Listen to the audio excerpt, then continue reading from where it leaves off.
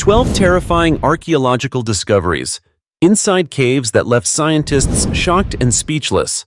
Welcome back to Ancient History, the place where we uncover the mysteries buried beneath the dust of time.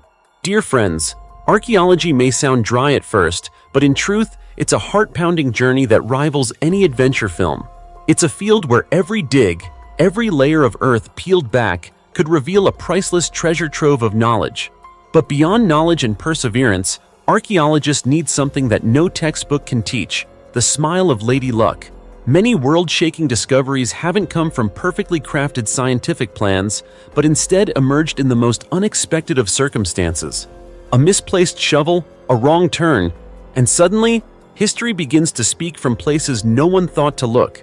Among the most surprising of these places are shadowy caves, seemingly filled with nothing but darkness and silence, yet quietly guarding untold stories. Ancient artifacts, primitive cave paintings, even traces of long-lost civilizations, all lie in wait, ready to be unearthed and deciphered. So, have you ever wondered what's lying dormant beneath our feet? What might exist inside those pitch-black caves where nothing should be? If your curiosity is piqued, don't look away.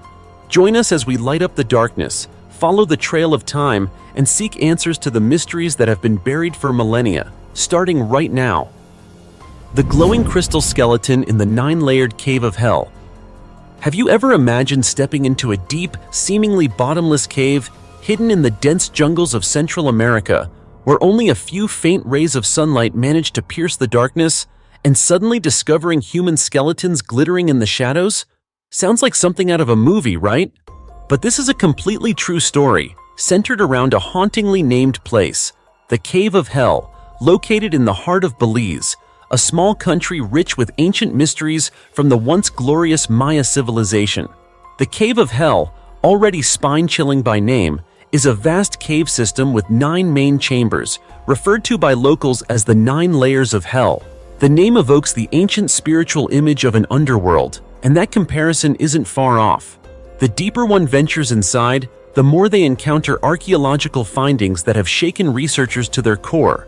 According to scholars, this region was once inhabited by the ancient Maya, a civilization known for its majestic pyramids, complex hieroglyphic writing, and especially its mysterious sacrificial rituals. And this very cave, according to local legend, was believed to be a gateway to the afterlife, a sacred passage through which souls were guided into the realm of the dead. Over years of excavation, archaeologists have uncovered dozens of fossilized skeletons, encased in thick layers of stalactites and limestone. But what's truly chilling and awe-inspiring is that some of these skeletons actually glow when sunlight filters down from the cave's mouth. As if this place were holding on to some form of ancient magic, scientists explain that this glowing effect is caused by calcification and mineral crystals that have seeped into the bones over thousands of years. When hit by light, these minerals refract it, creating a sparkling, almost living crystal appearance. Among all these remains, one stands out the most: a fully intact skeleton resting on the 9th level, the deepest chamber of the cave. This is the skeleton of a young girl, known as the Crystal Maiden. When light shines upon her, her entire body appears to glow, illuminating the darkness of the cave in an eerily beautiful spectacle. Even more astonishing, based on archaeological features and remnants of jewelry found with her, researchers have determined that she was of Maya nobility. This discovery raises a haunting question. Why would someone of such high status be sacrificed? The answer lies in the Mayas' deep spiritual beliefs. They believed that in order to appease the rain god Chak, not only commoners, but even nobles had to be offered as sacred gifts. Such sacrifices were believed to ensure bountiful harvests and favorable weather. Beyond the skeletons, the cave is filled with ancient jars and ceramic vessels, believed to have held offerings, blood, or other ritual items. The entire cave feels like an underground temple, where sacred ceremonies once took place, many of which remain shrouded in mystery to this day. The deeper one explores, the more it becomes clear. This is not just a natural cave, but a portal through time, one that brings us face to face with the spiritual world of the ancient Maya, a world where people didn't just live for the present, but also carefully prepared for their journey to the afterlife, even if it meant sacrificing their own lives.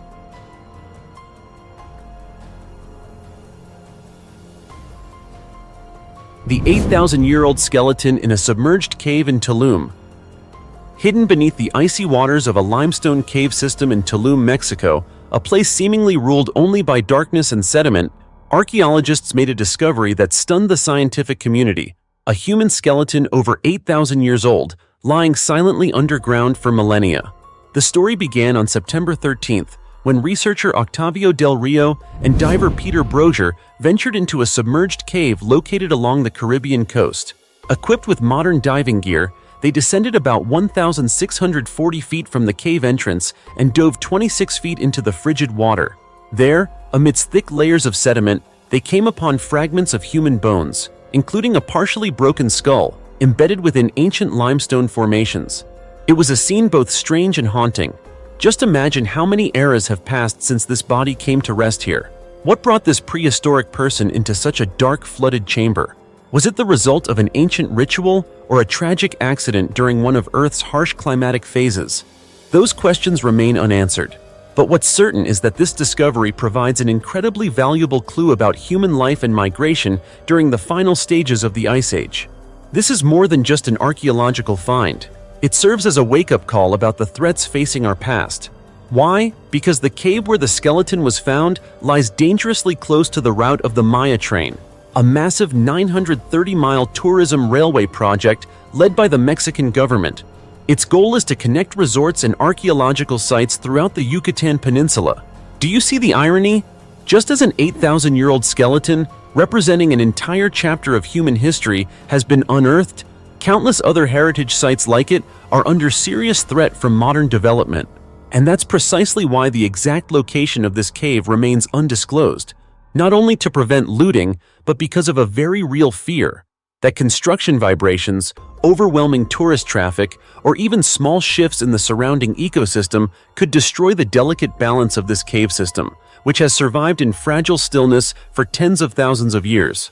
Archaeologists and environmental organizations are now raising their voices in strong opposition to the Maya train project. They fear not only the fragmentation of precious rainforests, but the irreversible destruction of underground cave networks, many of which house vital archaeological remains. Some of these cave systems take decades to explore fully, and one misstep could erase an irreplaceable piece of human history. The discovery of this prehistoric skeleton in Tulum is just one puzzle piece in the much larger picture of our shared past. The Caribbean region, often called the archaeological treasure trove of North America, is slowly revealing its secrets. Yet at the same time, rapid development is making these treasures more vulnerable than ever. So what about you? What do you think? Can we find a way to balance tourism development with heritage preservation? Or will there come a time when history exists only in books, as the last remaining traces are buried forever beneath concrete? Could this 8,000-year-old skeleton change how we understand the past and our responsibility for the future? Share your thoughts below, because every perspective can help protect the historical values we risk losing forever. Archaeological treasure and the mysterious skeleton from ancient Egypt. On a quiet beach within Palmahim National Park in Israel, where the waves continue to lap at the shore as if nothing had ever happened, a backhoe operator, while working, accidentally struck a stone dome. No one expected that this impact would reveal a burial cave dating back an astonishing 3,300 years to the reign of Pharaoh Ramses II, one of the most powerful and legendary rulers in ancient Egypt. As soon as the Israel Antiquities Authority received the report, their experts rushed to the scene to investigate. The entrance to the tomb was opened, and what they saw inside left the entire archaeological team stunned. Scattered across the cave floor were dozens of burial artifacts, remarkably well preserved: clay jars, bowls, oil lamps, cooking pots, and even bronze tools. But that wasn't all. The presence of a human skeleton in this cramped space confirmed without doubt that this wasn't a storage site for ancient relics. It was a real burial chamber where funerary rituals were likely performed sometime in the 13th century BCE at the end of the Late Bronze Age. Can you imagine that? Beneath a modern-day beach, there existed a living archive like this, holding stories and customs buried for more than 3 millennia? Hard to believe, right? I felt the same way. All we know so far is that the tomb is surprisingly spacious and square in shape, showing clear signs of intentional human construction.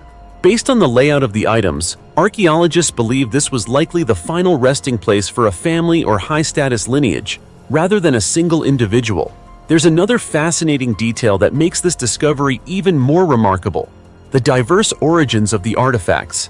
Many of the ceramic vessels and objects were identified as coming from Cyprus, northern Syria, Lebanon, Gaza, and even Jaffa.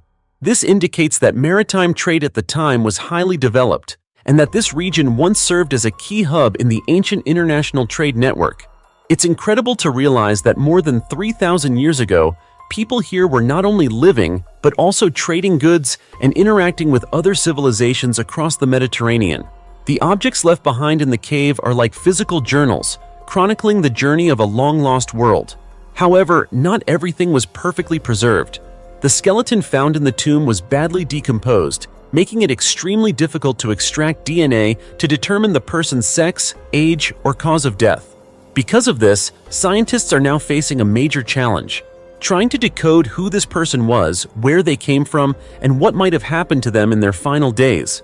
Despite the difficulties, researchers are hopeful that this discovery will shed light on burial customs during the Late Bronze Age, a time that served as a cultural and political bridge between the ancient Near East and Egypt. So here's the big question: what can we learn from 3,300-year-old clay jars and a time-worn skeleton? Can they offer us a more complete picture of the beliefs, trade, and everyday life of that era? If this site truly is part of an ancient cemetery, then it's likely that many more secrets lie buried beneath the ground nearby. And maybe, just maybe, that random collision with a backhoe was the beginning of a journey back to a forgotten world, where every jar, every oil lamp, whispers a story from the past. So what do you think?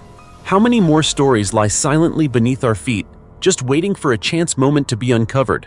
Personally, I believe there are countless. We simply haven't found them yet with our limited human reach. The 1,000-year-old smoke. Mummified corpse in a Philippine cave.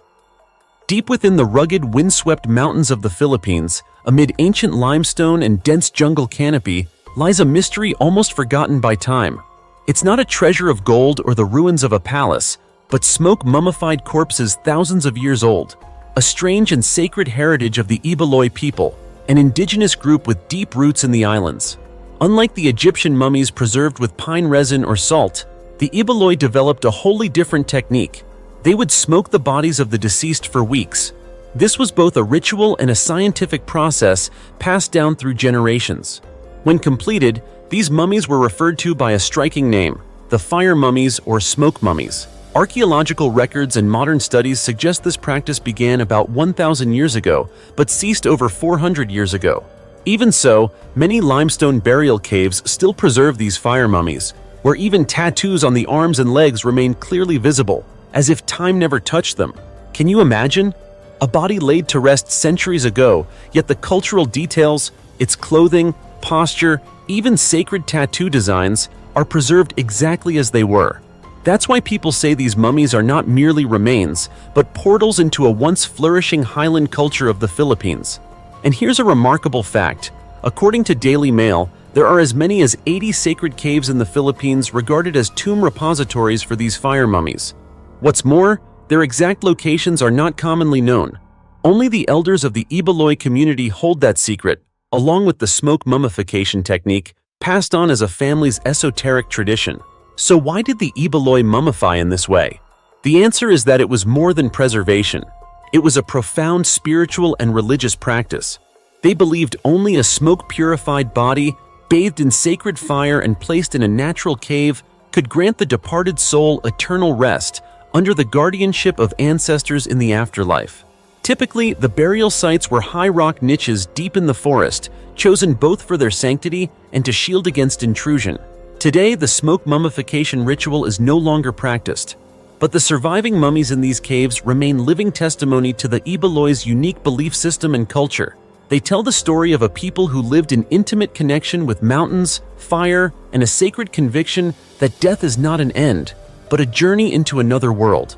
Have you ever thought that even in our technologically advanced world, there could still exist such living museums, where bodies are preserved not by chemicals or machines, but by smoke, time, and faith? If faced with a 1,000-year-old fire mummy, would you dare touch that vibrant layer of history? Or simply stand in quiet awe, whispering to yourself, "Time after all cannot consume everything"? 5,000 ancient paintings found inside a Mexican cave. Deep within the rugged mountain ranges of northeastern Mexico, an area once believed to be desolate and untouched by ancient civilizations, a groundbreaking discovery has stunned the archaeological world. Nearly 5,000 ancient paintings have been uncovered inside a mysterious cave system in the autonomous region of Burgos, in the state of Tamaulipas, right near the U.S. border. For years, this region was thought to have no traces of pre-Hispanic tribes. And yet, these intricate artworks, carved, painted, and etched onto the cave walls, are now completely rewriting our understanding of the area's history. According to Mexico's National Institute of Anthropology and History, INAH, out of the 4,926 artworks, over 1,550 are concentrated in one area known as Horse Cave, a place dubbed a prehistoric art museum nestled deep within the mountains. No canvases, no lighting, yet these simple strokes and earthy colors bring to life an entire ancient civilization, from daily life to their sacred spiritual world.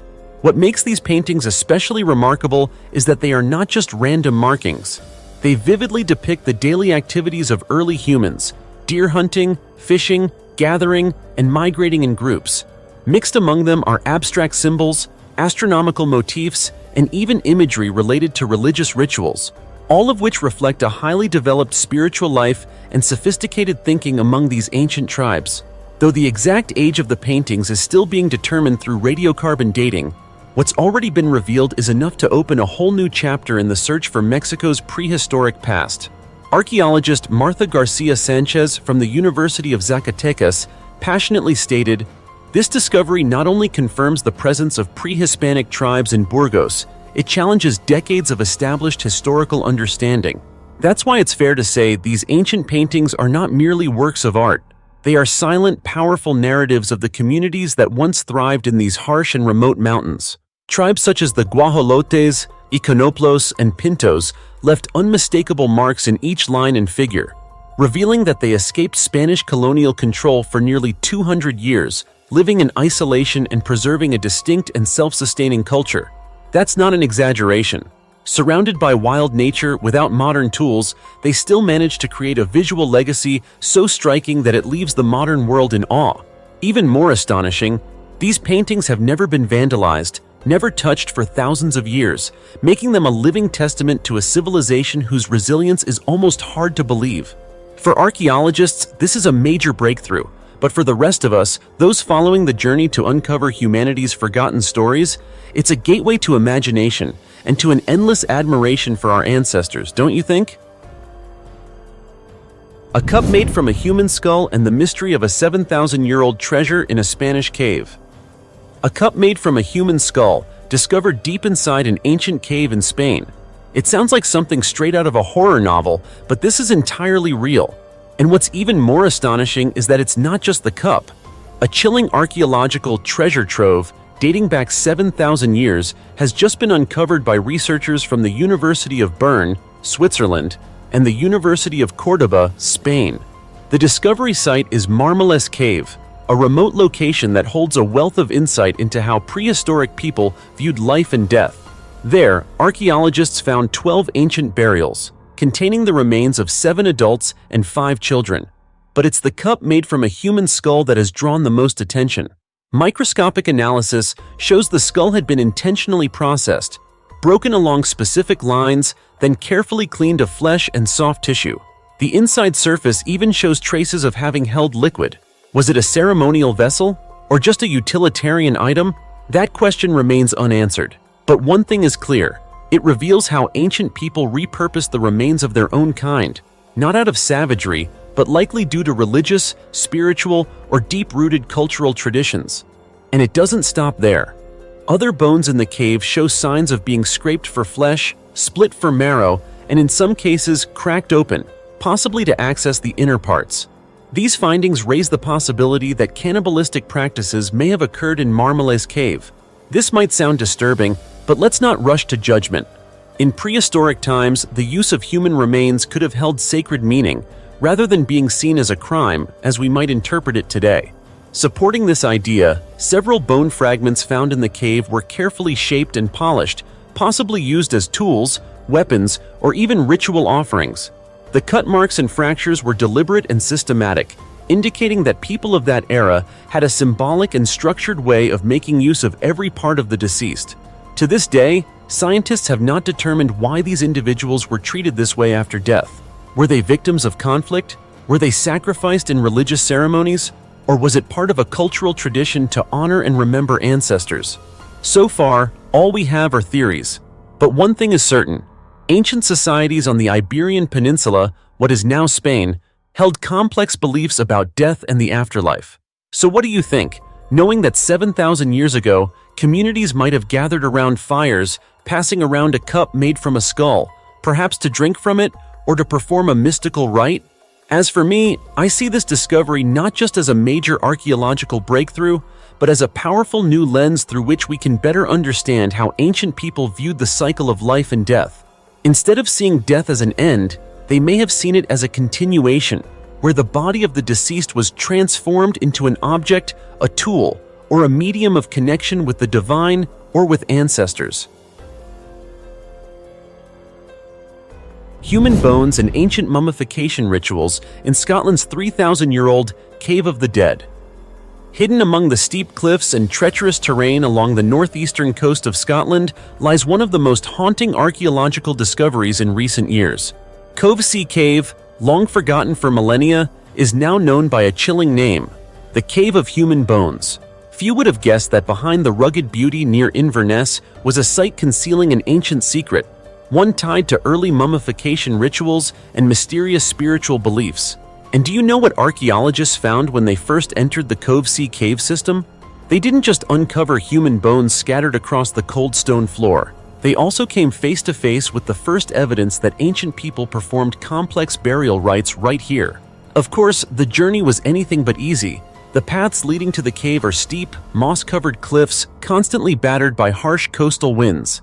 Even modern archaeologists required specialized safety gear to reach the site. So imagine, how did people from the Bronze Age, more than 3,000 years ago, manage to bring the dead here? And more importantly, why choose such an isolated, nearly inaccessible place? According to Dr. Lindsay Buster from the University of Edinburgh, one of the lead researchers on the excavation, this location was likely a sacred site, a place ancient people believed allowed for a connection to the afterlife. That belief may explain not only why they brought their dead here, but also why they may have performed early forms of mummification, a practice previously thought not to exist in the British Isles. But there's more. One particularly intriguing part of the Covesea cave system is Sculptor's Cave, which contains mysterious carvings in the now extinct Pictish language. These strange symbols date back to around the 7th to 9th centuries AD. So the question is, who left these markings? Are they connected to the mummification rituals, or are they remnants of an unknown civilization? These puzzles remain unsolved and continue to baffle archaeologists. Another significant finding: the remains discovered inside Covesea Cave weren't simply placed there. Evidence shows the bodies were deliberately processed. Bones were disarticulated, rearranged, and manipulated as part of ritual practices. This points to the possibility that Covesea wasn't just a burial site, but a spiritual ceremonial center, where ancient people expressed a powerful belief in rebirth or eternity after death. If this interpretation proves true, it could completely transform our understanding of Bronze Age spiritual life in Britain. Until now, no historical records or archaeological evidence had suggested that prehistoric people in Scotland practiced mummification or transported remains to remote, dangerous caves for sacred rituals. And so, the biggest question still lingers. Was Covesea Cave a holy site, a portal to the divine, or was it simply a final resting place for revered souls? Was the act of carrying bodies deep into solid rock meant to prevent their spirits from returning to the living world, or was it a way to keep them close to the sacred energy of the earth? And perhaps, what we know today is only the tip of the iceberg, just a glimpse into a hidden legacy buried in darkness. In the deepest corners of Covesea, hundreds of bone fragments, ritual traces, and untold mysteries still remain, waiting to be brought back into the light. Millennia-old carvings. bring ancient legends to life in an Alabama cave. In 1998, archaeologists excavated a mysterious cave in Alabama, tentatively referred to as unnamed cave number 19. At first glance, the site appeared to be just another typical archaeological location, but hidden deep within the cave were secrets that had waited decades to be uncovered. It wasn't until recently, when a team of American scientists applied cutting-edge optical technology, that images from the depths of the cave were finally revealed, leading to a discovery that left the archaeological community amazed and speechless. What they found were ancient petroglyphs, believed to be the largest in the United States, concealed in the darkness of a vast underground chamber. Thanks to advanced 3D scanning technology, researchers uncovered breathtaking cave art that carries the unmistakable imprint of a civilization thousands of years old, like ghosts of the past suddenly brought to life. Among the most striking is about 10 feet depiction of a rattlesnake, its body adorned with delicate diamond-shaped patterns. The craftsmanship is so precise and refined that anyone who sees it cannot help but marvel at the skill and dedication of the ancient artists. This isn't just a drawing, it is a powerful symbol of belief and strength in the spiritual culture of the native peoples who once lived here. Other carvings in the cave depict human-like figures over about 6.5 feet, wearing regal attire but bearing mysterious, otherworldly expressions, as if they were spiritual guardians watching over the secrets of the underworld. These images reveal not only extraordinary artistic skill, but also offer a rare glimpse into the spiritual life and belief systems of ancient Native American societies. What stunned researchers even more was the age of these carvings, all estimated to be around 1,000 years old. When you consider their scale and intricate detail, it's impossible not to be awed by the artistic sophistication and social organization of the people who created them. Long before European settlers ever arrived on this land, it turns out that unnamed cave number 19 isn't just an underground art gallery. It is part of a complex cave system stretching over 3 miles, shedding new light on how ancient civilizations organized their spaces and carried out daily and ceremonial life. This is, without a doubt, an invaluable archaeological discovery, one that enriches our understanding of Native American history and culture, and offers profound insight into an ancient civilization that has remained largely mysterious until now. So, have you ever wondered what those masterful artisans were thinking as they carved each line into the rock? What stories were they trying to tell? Perhaps they were depicting beliefs, legends, or maybe even sending messages to future generations. I can't say for certain, but what's clear is this: exploring unnamed cave number 19 isn't just a journey into the past. It's a dialogue across time, reconnecting us with those who once turned bare stone into a living museum of art and meaning. And who knows, how many more secrets might still lie hidden in the deepest corners of other caves scattered across the planet. 250,000-year-old hominid baby skull. Did you know that deep inside the Rising Star Cave in South Africa lies an ancient secret dating back nearly 250,000 years? If you haven't heard about it before, join me in exploring an archaeological discovery from this site that recently shook the scientific world. Scientists uncovered the skull of a hominid child who lived approximately 250,000 years ago. At the time, experts believed this discovery could be the key to unlocking the mystery of a previously unknown group of ancestors. Here's the specific discovery. In a remote and hard-to-reach section deep within the Rising Star Cave, scientists found 28 bone fragments, including 6 intact teeth.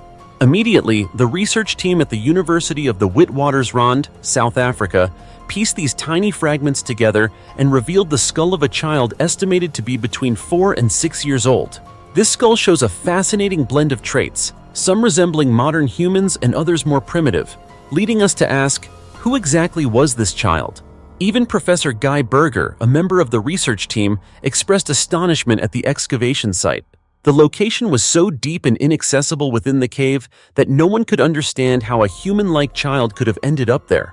After extensive study and analysis, scientists confirmed the skull belonged to a hominid child, specifically Homo naledi, a mysterious species discovered less than a decade ago. Homo naledi lived during the Stone Age in what is considered the cradle of humankind, a region rich with important fossils.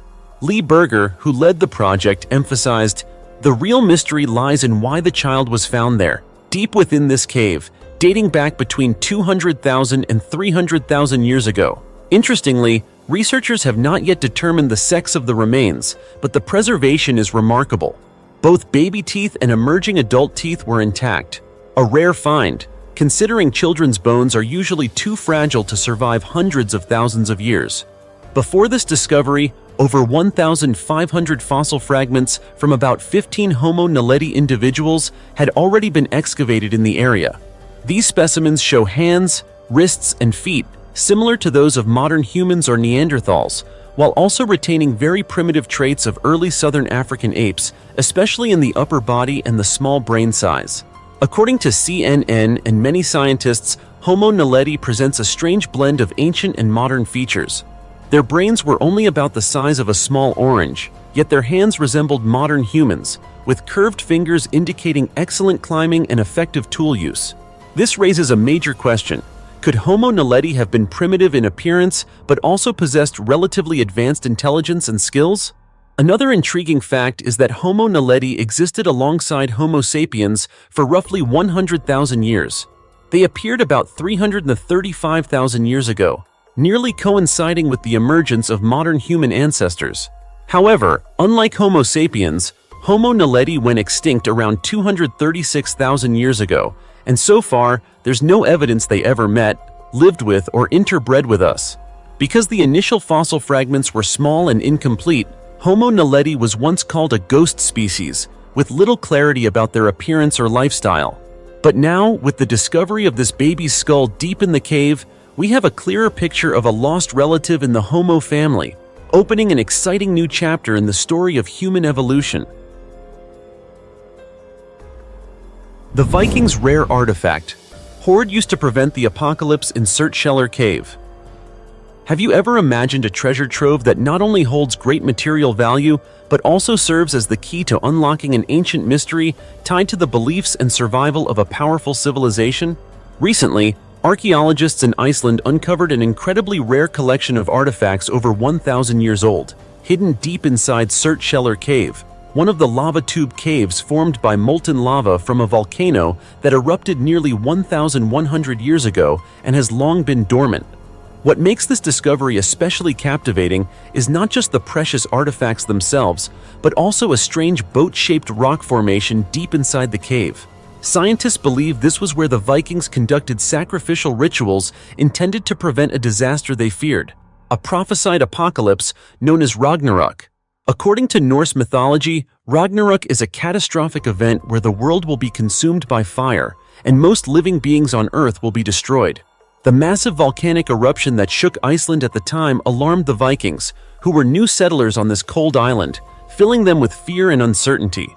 They believed the volcanic disaster was a sign foretelling the terrifying apocalypse described in their legends. Because of this, Surtshellar became a sacred site where rituals and prayers were performed to ask the gods for forgiveness and to stop the destruction. Evidence inside the cave shows that the Vikings burned the bones of animals such as sheep, cattle, goats, pigs, and horses as a form of sacrifice.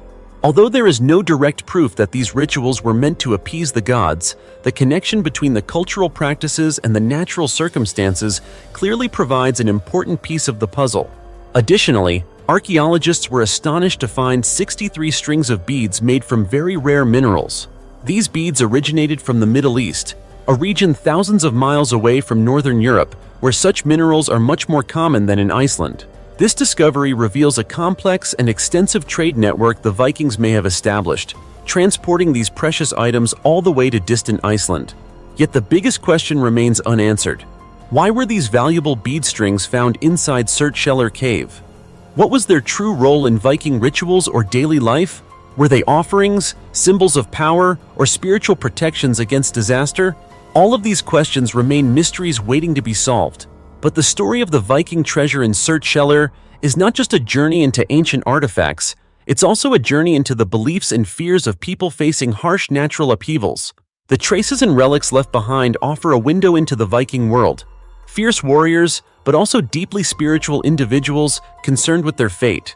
From the wild fury of volcanic eruptions to sacred ceremonies within the cave, we see a profound connection between humans and nature, between faith and action aimed at preserving life. 4,000-year-old cave paintings of primitive Indonesians. A journey back tens of thousands of years has just opened a new mysterious chapter as Indonesian archaeologists, working alongside their Australian colleagues, discovered priceless ancient cave paintings on Sulawesi Island, Indonesia. These prehistoric artworks date back as far as 40,000 years, almost parallel to the famous similar works found in Europe. What makes scientists and archaeology enthusiasts pause and ponder is the question: where did cave art originate, and how did it spread across the prehistoric world? The archaeological team found a total of 12 negative hand stencils along with 2 animal drawings on the limestone cave walls scattered throughout the southwestern Sulawesi region. These simple images carry a powerful spark that evokes the imagination and spirituality of early humans. Using modern carbon dating techniques, scientists determined the age of these paintings to be around 40,000 years old, nearly as ancient as the oldest cave paintings discovered in Europe. Interestingly, the first cave paintings in Indonesia were found as early as the 1950s, but it wasn't until now that their precise age could be confirmed. Meanwhile, the world's oldest known cave painting was discovered in El Castillo Cave, Cantabria, Spain, and is about 40,800 years old, just slightly older than the Sulawesi findings. This remarkable coincidence, with 2 locations nearly 8,000 miles apart holding artworks of nearly the same age, has led experts to ask a big question. Did cave art develop independently in different places, or was it a cultural product that spread from a common origin gradually across the prehistoric globe? Thomas Sutikna, co-author of the study from the University of Wollongong and the man behind the discovery of the hobbit dwarf human species in Indonesia a decade ago, believes that these rock paintings are the first clear evidence that early humans possessed imagination and exceptional creativity. He stated, "Rock art may have originated simultaneously and independently among early modern human communities in both Europe and Southeast Asia, or it may be the result of cultural diffusion as early modern humans left Africa tens of thousands of years ago." If this hypothesis is correct, then these ancient animal paintings on stone are not just simple artworks, but evidence that human culture may have a deeper and more complex origin than we have ever imagined. These ancient paintings do more than offer archaeological value. They open a door into the spiritual world and consciousness of ancestors tens of thousands of years ago. Through them, we see that early humans did not just live to survive, but also expressed their thoughts, hopes, and life stories through art, one of the earliest manifestations of intellect and creative spirit. So, what do you think about the origin of art?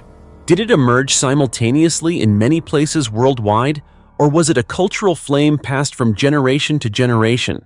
And if so, is that creativity what binds humanity beyond all geographic and temporal barriers? These are certainly open questions, challenging both scientists and all of us today as we strive to understand our own past through ancient traces. Lagarma Cave, a 16,000-year-old door leading to the evolutionary treasure of humanity. A door sealed for tens of millennia unexpectedly opened in 1995 in the southern hills of Lagarma, located in Cantabria province, Spain. No one could have imagined that behind the layer of earth and rock, blocked since the last ice age, lay one of the greatest archaeological discoveries of the century. Lagarma Cave, famously called humanity's treasure trove, took scientists deep into a distant past, preserving vivid evidence of a lost prehistoric era. Unlike many caves that have been disturbed or altered over time, Lagarma remained almost completely intact. The cave had been sealed shut for 16,700 years, preserving its entire ecosystem as if time had never passed. This created an unparalleled archaeological value, a time capsule transporting us back to the Magdalenian era, a culture that flourished in Europe during the late Upper Paleolithic period. Upon entering the silent space of Lagarma, archaeologists discovered an ancient hearth still marked with traces of ash. This was not just a fire pit, but the central hub of daily life for a small prehistoric group, a place where they gathered, crafted tools, and processed animal meat and hides for their everyday survival. This is an authentic snapshot of our ancestors' life tens of thousands of years ago. But the discoveries didn't stop there. During excavation, scientists collected over 4,600 invaluable artifacts: deer, aurochs, and horse bones, shells and flint tools, decorative objects, all reflect the ancient people's skill level, aesthetic sense, and environmental adaptation. Each artifact serves as a piece of the evolutionary puzzle, recording humanity's mark in the harsh prehistoric struggle for survival. Perhaps the most extraordinary find lies on the cave's cold stone walls. About 500 mysterious drawings, ranging from animal images to abstract symbols, were meticulously carved. Surprisingly, many of these paintings date back as far as 300,000 years, a number that astonishes archaeologists worldwide. If widely confirmed, this could completely change what we know about the artistic expression abilities of prehistoric humans. Additionally, an oval area about 54 square feet, surrounded by stalagmites and large stones, was identified as the foundation of a fixed structure, possibly a ritual space for sacred spiritual ceremonies. After 2 years of in-depth analysis and research, archaeologists reached a groundbreaking conclusion. Lagarma Cave is not just an ancient site, but a record of 300,000 years of human evolutionary history. From culture and belief systems to lifestyle and tool-making techniques, all are clearly present like an ancient book with every page intact. Because of its significance beyond conventional archaeology, Lagarma was recognized by UNESCO as a World Heritage Site. The cave stands not only as a historical testament, but as a symbol of human intelligence, adaptability, and relentless creativity over hundreds of thousands of years. And if you're wondering, could there be many more Lagarmas buried deep beneath layers of earth somewhere in the world? Perhaps the answer is still waiting to be uncovered. Just as 16,700 years ago, a door quietly closed, only to open today, giving us the chance to step inside. 12 recent archaeological discoveries in Africa. The world's oldest cemetery challenges everything we know about human history. Did you know that deep beneath the earth in Africa, famously known as the cradle of humanity, a shocking secret has just been uncovered that could upend everything we thought we knew about the origins and minds of our ancestors? It's not an ancient lost civilization, nor a forgotten temple or city. Instead, it's an ancient cemetery, believed to be the oldest ever discovered in human archaeological history. At this point, many might think, what's so unusual about a burial site? But hold on, it's far from simple. Recently, a team of paleontologists in South Africa, led by the renowned scientist Lee Berger, announced a groundbreaking discovery. They found the remains of an ancient human species called Homo naledi, buried as deep as 98 feet underground inside a cave system located in the cradle of humankind near Johannesburg. This site is well known to archaeologists, having provided crucial evidence about human evolution in the past. But this discovery exceeded all expectations. Why? Because this cemetery, listen carefully, dates back at least 200,000 years BCE. That means it existed long before modern humans, Homo sapiens, became widespread on Earth. It's at least 100,000 years older than any previously known evidence of burial behavior. What baffles scientists the most is this. Homo naledi, the owner of the cemetery, stood only about 5 feet tall and had a brain the size of an orange. Until now, we believe that only humans with advanced intelligence, like Homo sapiens, could bury their dead with ritual, as such behavior requires awareness, emotion, and even spirituality. Yet here we have a primitive human species with a small, simple brain, deliberately digging pits, placing bodies inside, and covering them back up. Each burial pit contains at least 5 bodies, all showing signs of careful handling, not random or natural occurrences. This can be seen as a symbolic act, a ritual, rather than mere disposal of corpses. We're facing a big question. When exactly did intelligence, emotion, and human consciousness begin? Have we underestimated the capabilities of our ancient relatives? Could ideas like the soul and life after death have originated long ago, even before civilizations existed? It's hard to answer definitively, but as you can see, this discovery is more than just an archaeological milestone. It challenges the entire hypothesis about the evolution of human consciousness. It forces us to rethink whether intelligence is only about brain size or if there's something deeper. And of course, this is just the surface. How many mysteries still lie buried beneath Africa's soil, waiting to be uncovered? Could this be a sign that we've only scratched the surface of true human history? Join me as we continue to explore the next discovery in this mysterious land.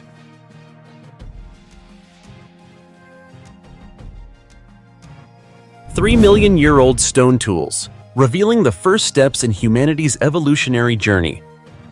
If there's one place on Earth that holds the most mysteries about the origins of humankind, it's definitely Africa, the land famously known as the cradle of humanity. And recently, this very land has stunned the world once again as archaeologists uncovered a set of stone tools dating back an astonishing 3 million years on Kenya's Homa Peninsula. At this point, you might be thinking, 3 million years? When exactly was that? Well, that's precisely the time when our distant ancestors, early hominins, were just beginning to move away from a life of climbing and foraging and taking their very first steps toward intellectual development. At this excavation site, scientists found a series of compact stone tools, sharp-edged like razor blades, known as Oldowan tools, some of the earliest yet most significant tools in the history of evolution. These stone knives were used to cut fruit, peel vegetables, and even butcher hippos, creatures that were incredibly large and powerful back then. For a hominin species that previously relied only on bare hands and teeth, learning to craft sharp stone tools wasn't just a simple technical breakthrough. It was a revolution in cognition, the very first step in humanity's journey to master nature. Especially notable is archaeologist Tom Plummer from the City University of New York, who explains that these tools didn't just help our ancestors access a richer food supply, but also stimulated the development of their brains and bodies. From cutting, peeling, and butchering, they began to engage in more complex, calculated behaviors, and most importantly, they started thinking beyond pure survival instincts. Another striking detail, hippo bones with clear-cut marks were found near the tools, indicating that these early hominins didn't just scavenge carcasses, they were already organized hunters, albeit with simple stone tools. And you know what? From a tiny stone knife, which might seem insignificant, we glimpse a doorway to the past, where human intelligence first began to take shape through early interactions with the world around them. The discovery on the Homa Peninsula not only helps scientists better understand the first advancements of our ancestors, but also highlights an important fact. It was from these rudimentary tools that humanity's great evolutionary journey truly began. So if you've ever wondered why today we can build skyscrapers, create machines, and explore outer space, the answer might just lie in that moment 3 million years ago when an early ancestor picked up a stone, shaped it into a sharp edge, and cut the first piece of hippo meat in human history. And that's why the story of these ancient stone tools isn't just archaeology. It's the living memory of a civilization growing stronger every day. The mysterious ancient stele that has puzzled scientists for nearly a century. Did you know? In the dry lands of southern Ethiopia, Africa, where it seems there's only sun, wind, and the slow passage of time, there lies a mysterious stone site that even today, archaeologists and experts in ancient symbols have yet to decode. This is Tia, an archaeological complex near the town of the same name, discovered back in 1935, almost 90 years ago, but its perplexing nature remains intact to this day. Here, 36 large standing stone slabs were found, ranging from 3 to over 6.5 feet tall. Among them, 32 are engraved with strange symbols, but the most prominent motif is the image of an ancient sword, repeated over and over as a main symbol. There are also depictions of humans, weapons, and geometric signs, all intricately carved, but no one understands what they mean. As you can imagine, when modern science hits a dead end, local folklore begins spinning various theories. Some say it was a site for ancient rituals. Others claim it tells a forgotten history of war. Some even suggest it's a message left by extraterrestrials. While that sounds far-fetched, it shows just how mysterious Tia is. Archaeologists date this stone site between the 13th and 11th centuries BCE.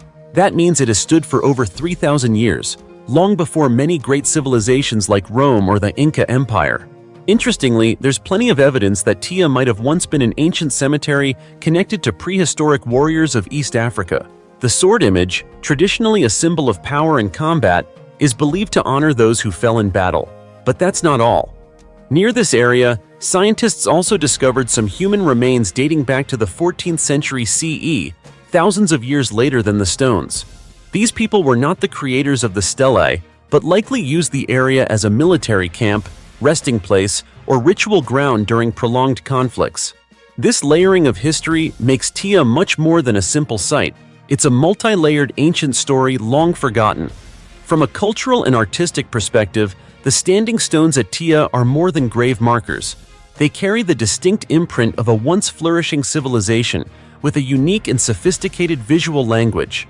Although no one fully understands the messages left behind, everyone agrees that this site is an irreplaceable cultural treasure of humanity.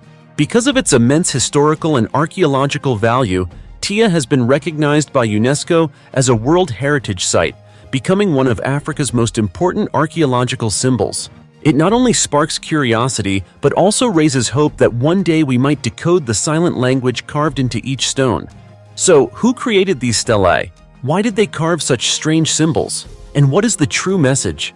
The answers remain buried somewhere beneath layers of dust and time, but we can only hope that someday soon, experts will unlock all the mysteries of this ancient stone site. Let's wait and see together. The 476,000-year-old willow wood spears that shocked archaeologists. If you've always thought prehistoric people only knew how to smash stones, burn wood, and hunt aimlessly, then after hearing this story, you might need to rethink everything. Deep in the wildlands of Africa, at Colombo Falls in Zambia, a recent archaeological discovery has left scientists wide-eyed with surprise.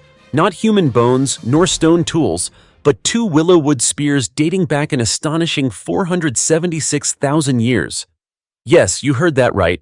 Nearly 500,000 years ago, our ancestors, who were thought to have just emerged from the ape-like stage, already knew how to use wood, carving and shaping it intentionally with design and purpose. These two wooden spears, one measuring about 4.6 feet long and the other about 4.9 feet, were meticulously carved using stone tools with astonishing precision. Even to the naked eye, you can clearly see the marks of skillful hands and thoughtful planning. Larry Barham, the lead archaeologist from the University of Liverpool, explained that these wooden spears may have been used to build shelters, act as storage racks, or even serve as foundations for simple structures. Now, does something sound off here? Prehistoric humans building shelters and planning wooden constructions? Yes, exactly. That's what makes this discovery so extraordinary. It challenges our long-held assumptions about early human life. Until now, we believe that settled living, house building, and construction were the exclusive domain of Homo sapiens, modern humans. But now, evidence suggests that Homo heidelbergensis, our distant human ancestor, may have been using natural materials for organized living hundreds of thousands of years ago. According to Barham, carving wood like this is no easy task. It requires coordination between hands, eyes, and a brain capable of planning. This means our ancestors had technical thinking, a trait once thought to belong only to modern humans. Interestingly, no human remains were found at Colombo Falls, but based on dating and the style of carving tools, researchers lean toward the theory that these were made by Homo heidelbergensis, who lived between 700,000 and 200,000 years ago. They had large skulls, flatter faces, and most importantly, showed signs of cognitive development far beyond other ape species. These wooden spears were luckily preserved by clay layers and an oxygen-poor environment, preventing them from rotting for nearly 500,000 years. Thanks to this, we get a rare chance to touch a vivid and authentic piece of history, rather than only imagining it from fossils or stone tools. No exaggeration, this discovery opens an entirely new chapter about prehistoric humans, not only surviving harsh nature, but also innovating, building, and adapting with astonishing intelligence. From these two simple pieces of wood, we glimpse the foundation of cognition and creativity that began to ignite in our distant past.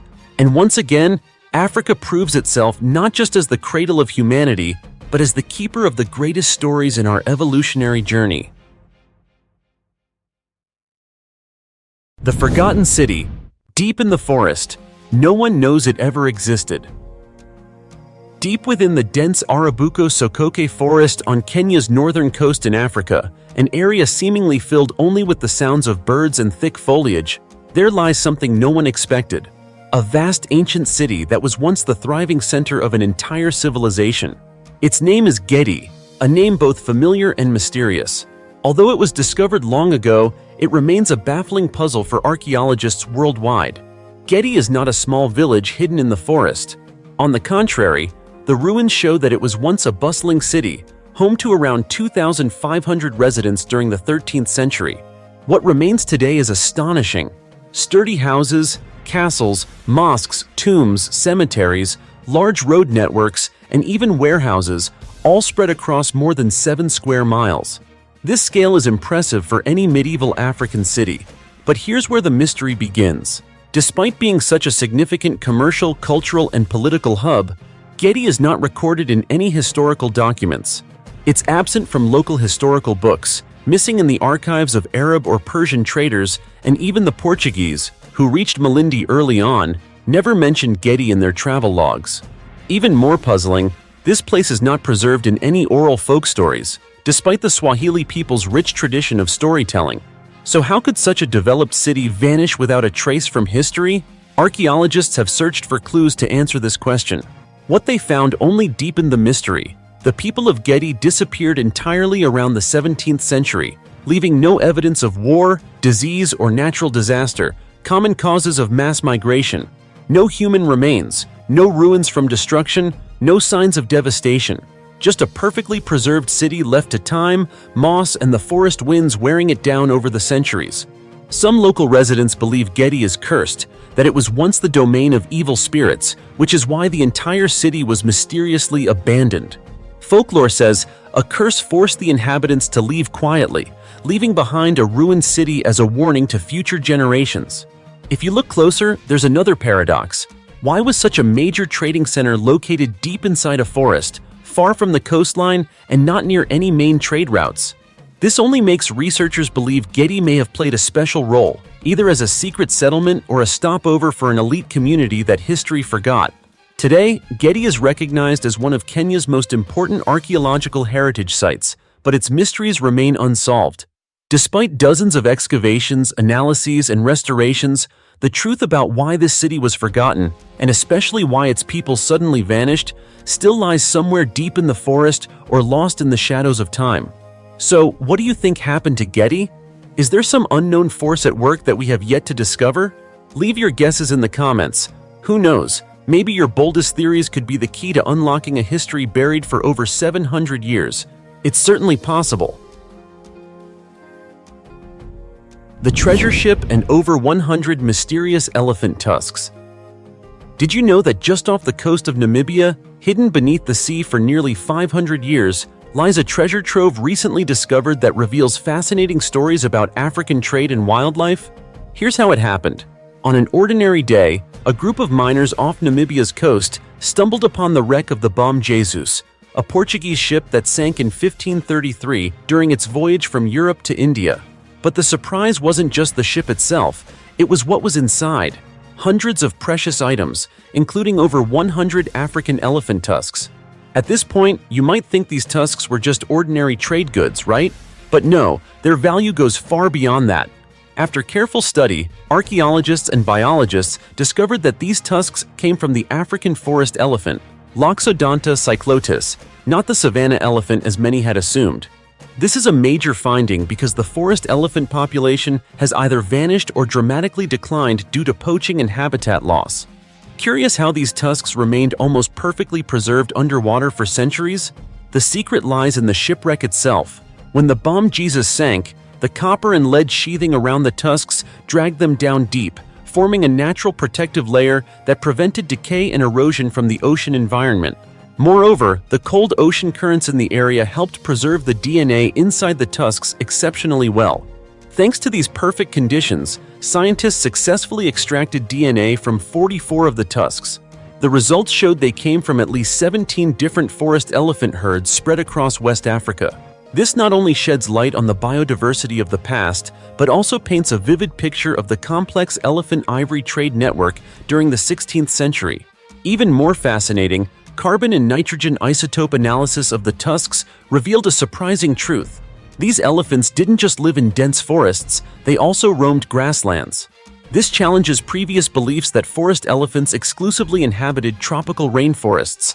Through this, we gain a deeper understanding of the ancient habitat and migration patterns of forest elephants, giving us a more comprehensive view of West Africa's ecological history. But the story doesn't end there. The fact that the tusks on the Bom Jesus came from multiple herds suggests something else, that West African communities back then were part of a vibrant and diverse ivory trading network. However, a big mystery remains. Did the Portuguese traders collect this ivory from a single port or from several ports along the West African coast? Researchers are still digging deeper with more advanced analyses to find the answer.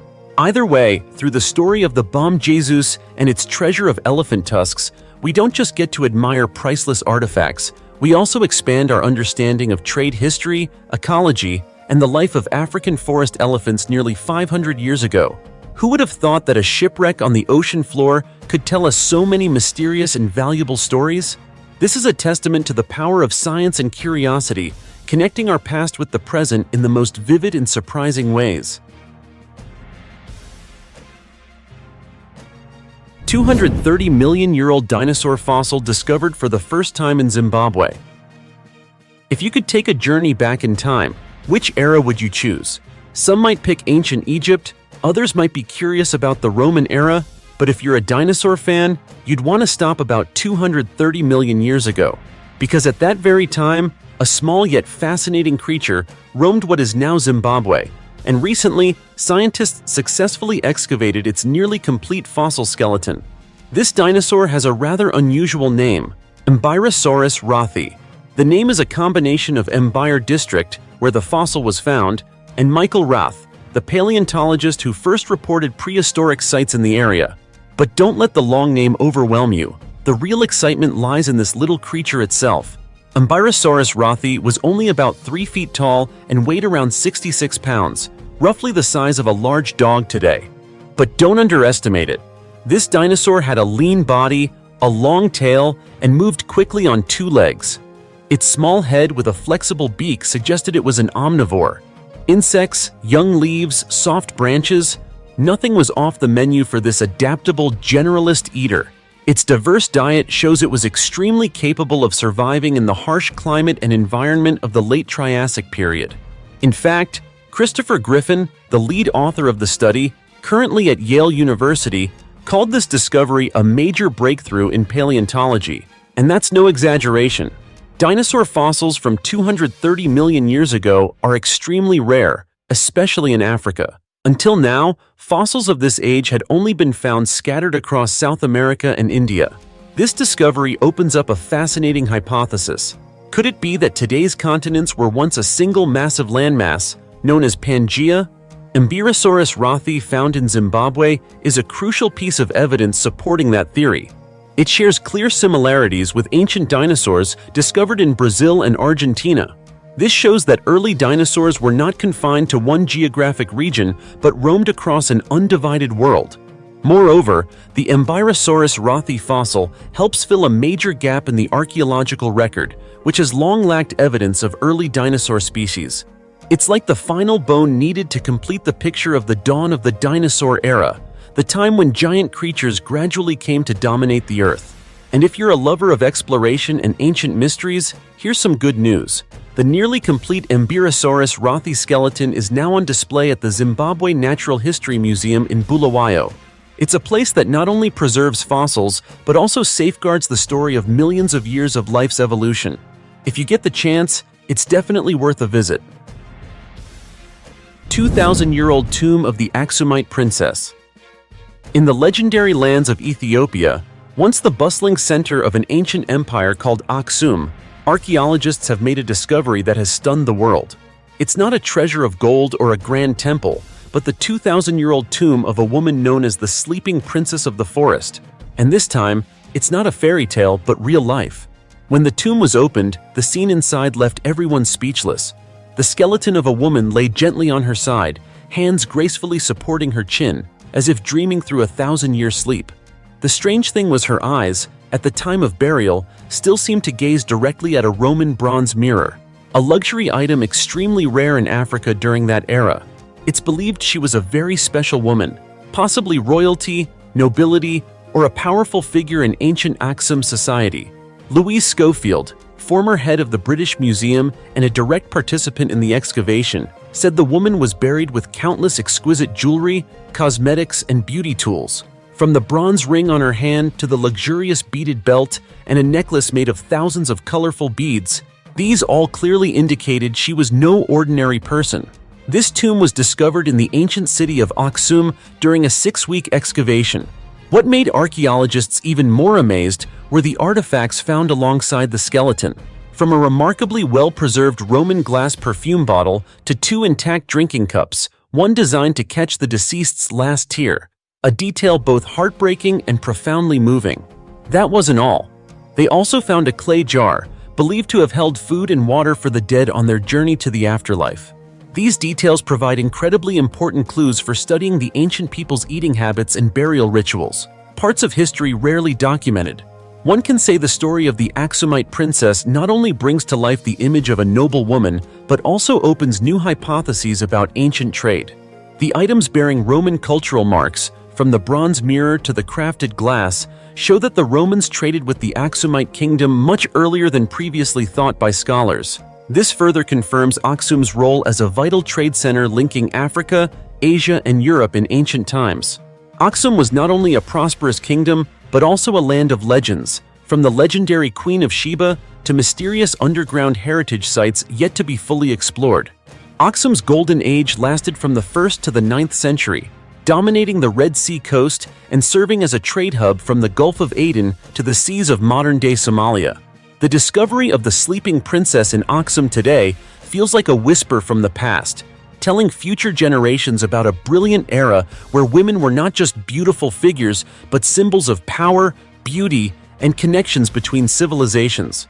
Who knows how many untold stories still lie buried beneath the earth, waiting to be awakened? Do you think fairy tales are just fantasies? After this discovery, maybe we should think again, because in real life, sometimes there are sleeps that last 2 millennia, and waking once is enough to shake the whole world. Giant footprint, a clue to a forgotten ancient human species. Have you ever imagined that giant humans, tall and massive beyond any modern person, once walked the earth? It sounds like a story from Greek mythology or folk legends, right? But just recently, deep in the remote Rocky Mountains of southern Africa, a shocking discovery has forced archaeologists to rethink human history. A giant footprint measuring nearly 47 inches long was found, and many researchers believe it could be living evidence of an ancient human species of enormous size. This footprint was found imprinted on a vertical rock face, a detail that made many people skeptical at first. After all, who walks barefoot and leaves a footprint on a sheer rock wall? Even the most optimistic found it hard to believe this was genuine. However, scientists did not dismiss it outright. They conducted extensive technical analyses and thorough geological surveys, and concluded that the footprint originally lay flat on the ground. Over millions of years of tectonic activity, the rock layer was pushed and tilted until it stood nearly vertical, as it is today. In other words, the footprint didn't climb the wall as rumors suggested. Rather, time and natural forces literally bent it out of shape. Ironically, this very process turned into a protector of the precious imprint, preventing it from being buried or destroyed over time. But there's more. Another fascinating hypothesis was proposed. The footprint wasn't made on soft clay or sand, types of ground that could easily wash away after heavy rains. Instead, it might have been pressed into a layer of cooled magma, while the ground still held residual heat from ancient volcanic activity. Because of this, when the footprint was made, the surface was soft enough to capture the shape, but quickly hardened into stone, creating a time sculpture that has survived for millions of years without fading. The big question remains: who or what left this footprint? With a length of nearly 47 inches, the creature that made it must have stood around 16 feet tall, far beyond the average height of modern humans, and even double the height of the tallest individuals ever recorded. Could there have been a giant human species that lived alongside, or even before, our Homo sapiens ancestors? Or is this just a strange geological phenomenon that coincidentally resembles a human footprint? Science has yet to find a definitive answer. Some believe this is forgotten evidence from a chapter of history that science has not yet reached.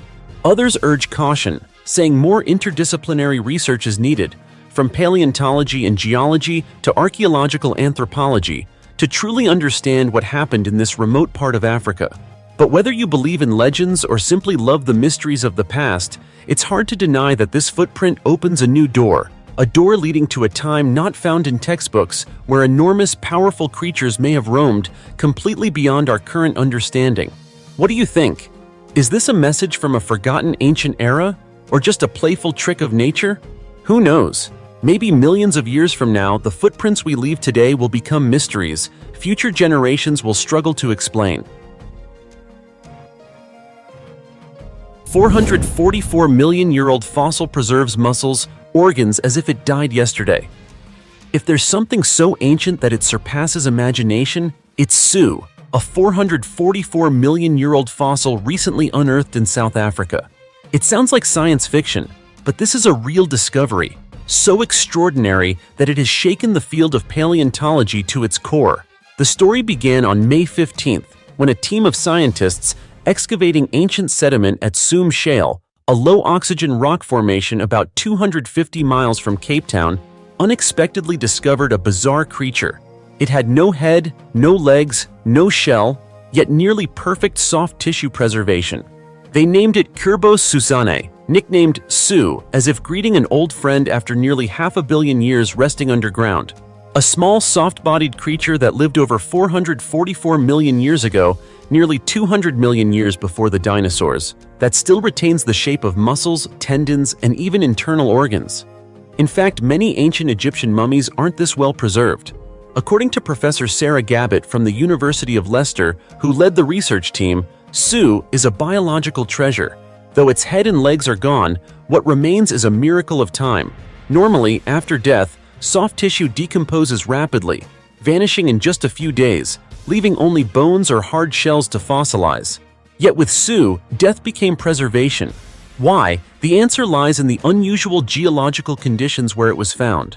The Soom Shale sediment from the late Ordovician period was once a deep, oxygen-poor sea saturated with deadly hydrogen sulfide gas, the familiar rotten egg smell that's highly toxic to living things.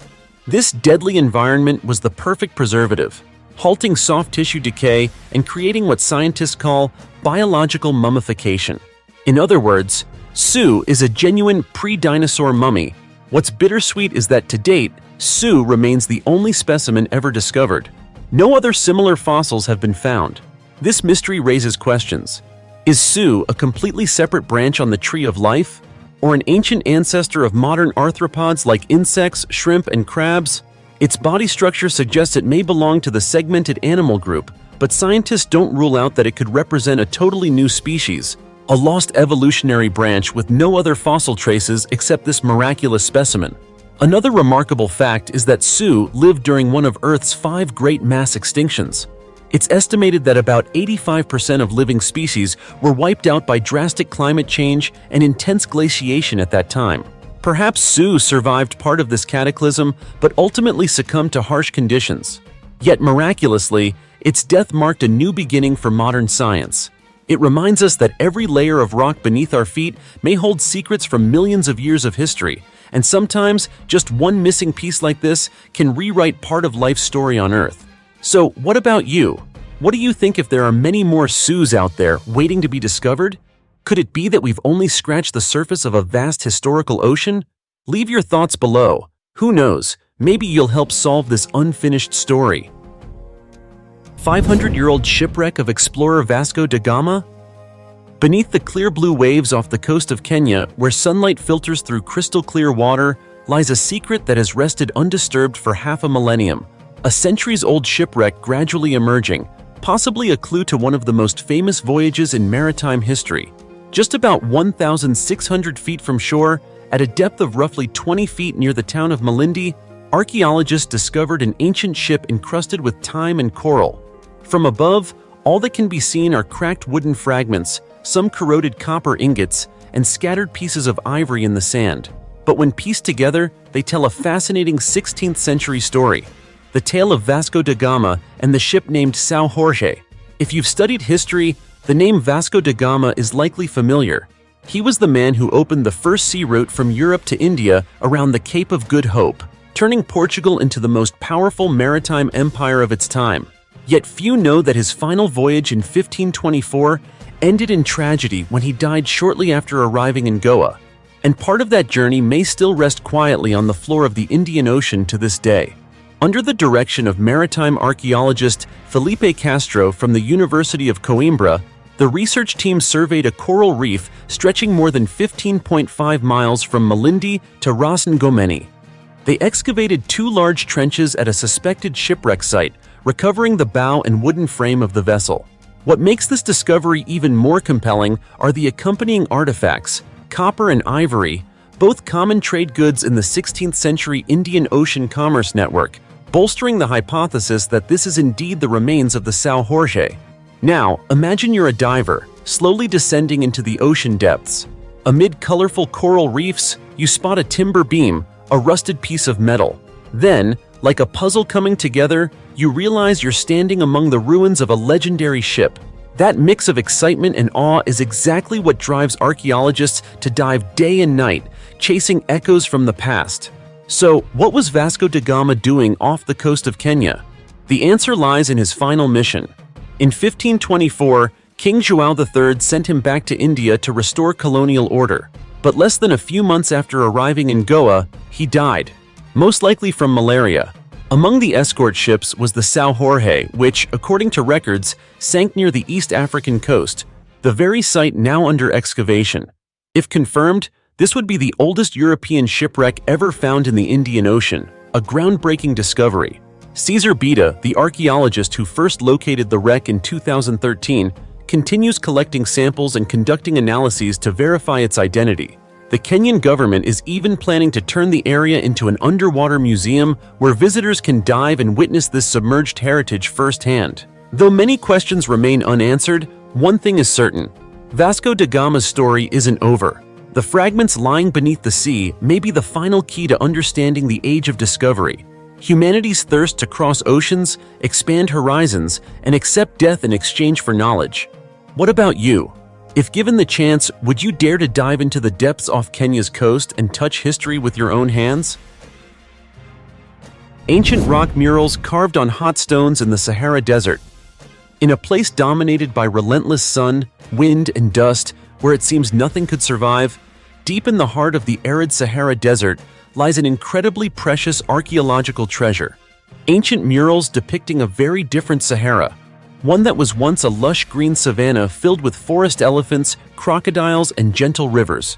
It sounds like a fairy tale, but these paintings are vivid evidence that has amazed archaeologists worldwide. The story begins in 1933 when Leo Frobenius, a renowned German Africanist, ventured into the Fezzan region of Libya and stumbled upon strange images stretching across dark rock walls. These were not meaningless scribbles, but a vibrant portrait of ancient wildlife: buffalo, elephants, ostriches, lions, ibex, goats, rhinos, and especially hippos, animals that today live only near water. So what happened? How could hippos once swim in the middle of a barren desert? The answer lies tens of thousands of years ago, when the Sahara was not the scorching desert it is today. Around 10,000 to 12,000 years ago, North Africa's climate was much wetter and cooler. Back then, the Sahara was a vast grassland with thriving greenery, rivers, and abundant wildlife, a perfect place for humans to live and record their lives through rock art. These murals were painted using ochre and white clay, combined with natural pigments from the stones, which helped them endure through time. Despite thousands of years of sun and wind, these drawings remain remarkably clear, almost as if freshly made. What's even more fascinating is that nearby lies an ancient riverbed called Wadi, now just a dry stream but once a lifeline sustaining a vibrant ecosystem. Then time changed everything. Over the next 5 to 7 million years, the Sahara's climate slowly dried out. Grazing animals vanished, followed by predators. Humans were forced to retreat from this harsh environment, but not everyone left. A small number stayed, adapting to the intense sun and becoming nomadic traders who controlled caravan routes across the desert. They traded salt and precious stones for wealth from distant lands. Evidence for this comes from discoveries in the 1960s when Italian archaeologists unearthed buried treasures, gold jewelry, Roman coins, and finely crafted artifacts like drinking cups, ivory combs, and Phoenician bead necklaces, showing that this region was once a vital hub in ancient trade networks. During this period, stunning murals continued to appear, especially in mountainous areas around the desert known as the River-Rich Plateau. Though simple by modern standards, these artworks reveal incredible creativity and cultural spirit. Today, only about 2 million people live in the Sahara, with a population density just 1/150th that of the United States. But beneath the sand lies a complex, rich past waiting to be retold. What was once a green kingdom, buried beneath desert dust, is gradually revealing clues about people, nature, and history we thought lost forever. 12 mysterious archaeological discoveries that even top scientists can't explain. A 900-year-old mummy found grinning in a strange position. You know, sometimes the most terrifying mysteries are uncovered in the most peaceful places. And this time, the world of archaeology is once again in turmoil after a series of bizarre discoveries, stretching from China to Peru, have left scientists holding emergency meetings for days, still unable to come up with a satisfying explanation.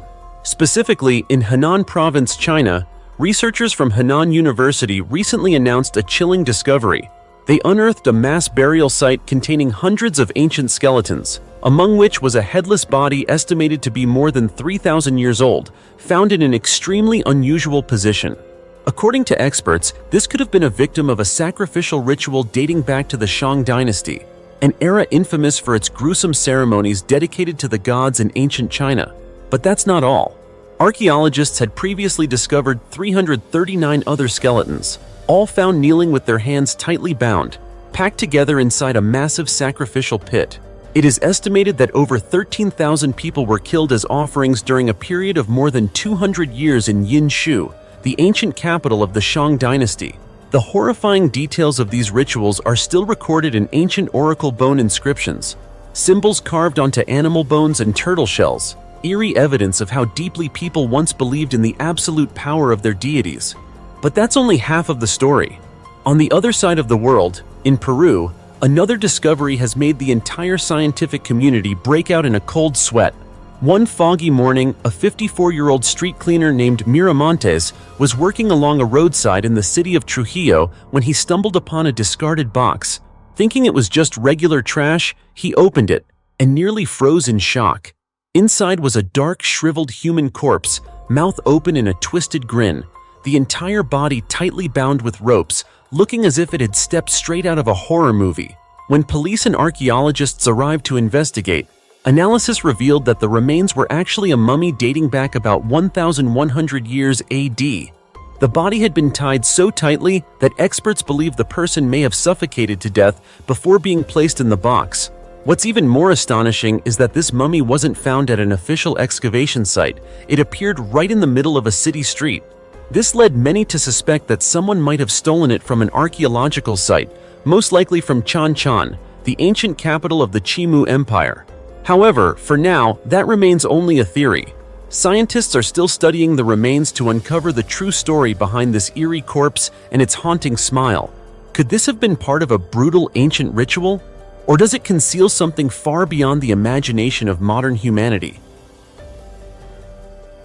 The skeleton lovers who embraced for 2,800 years in an ancient Iranian tomb.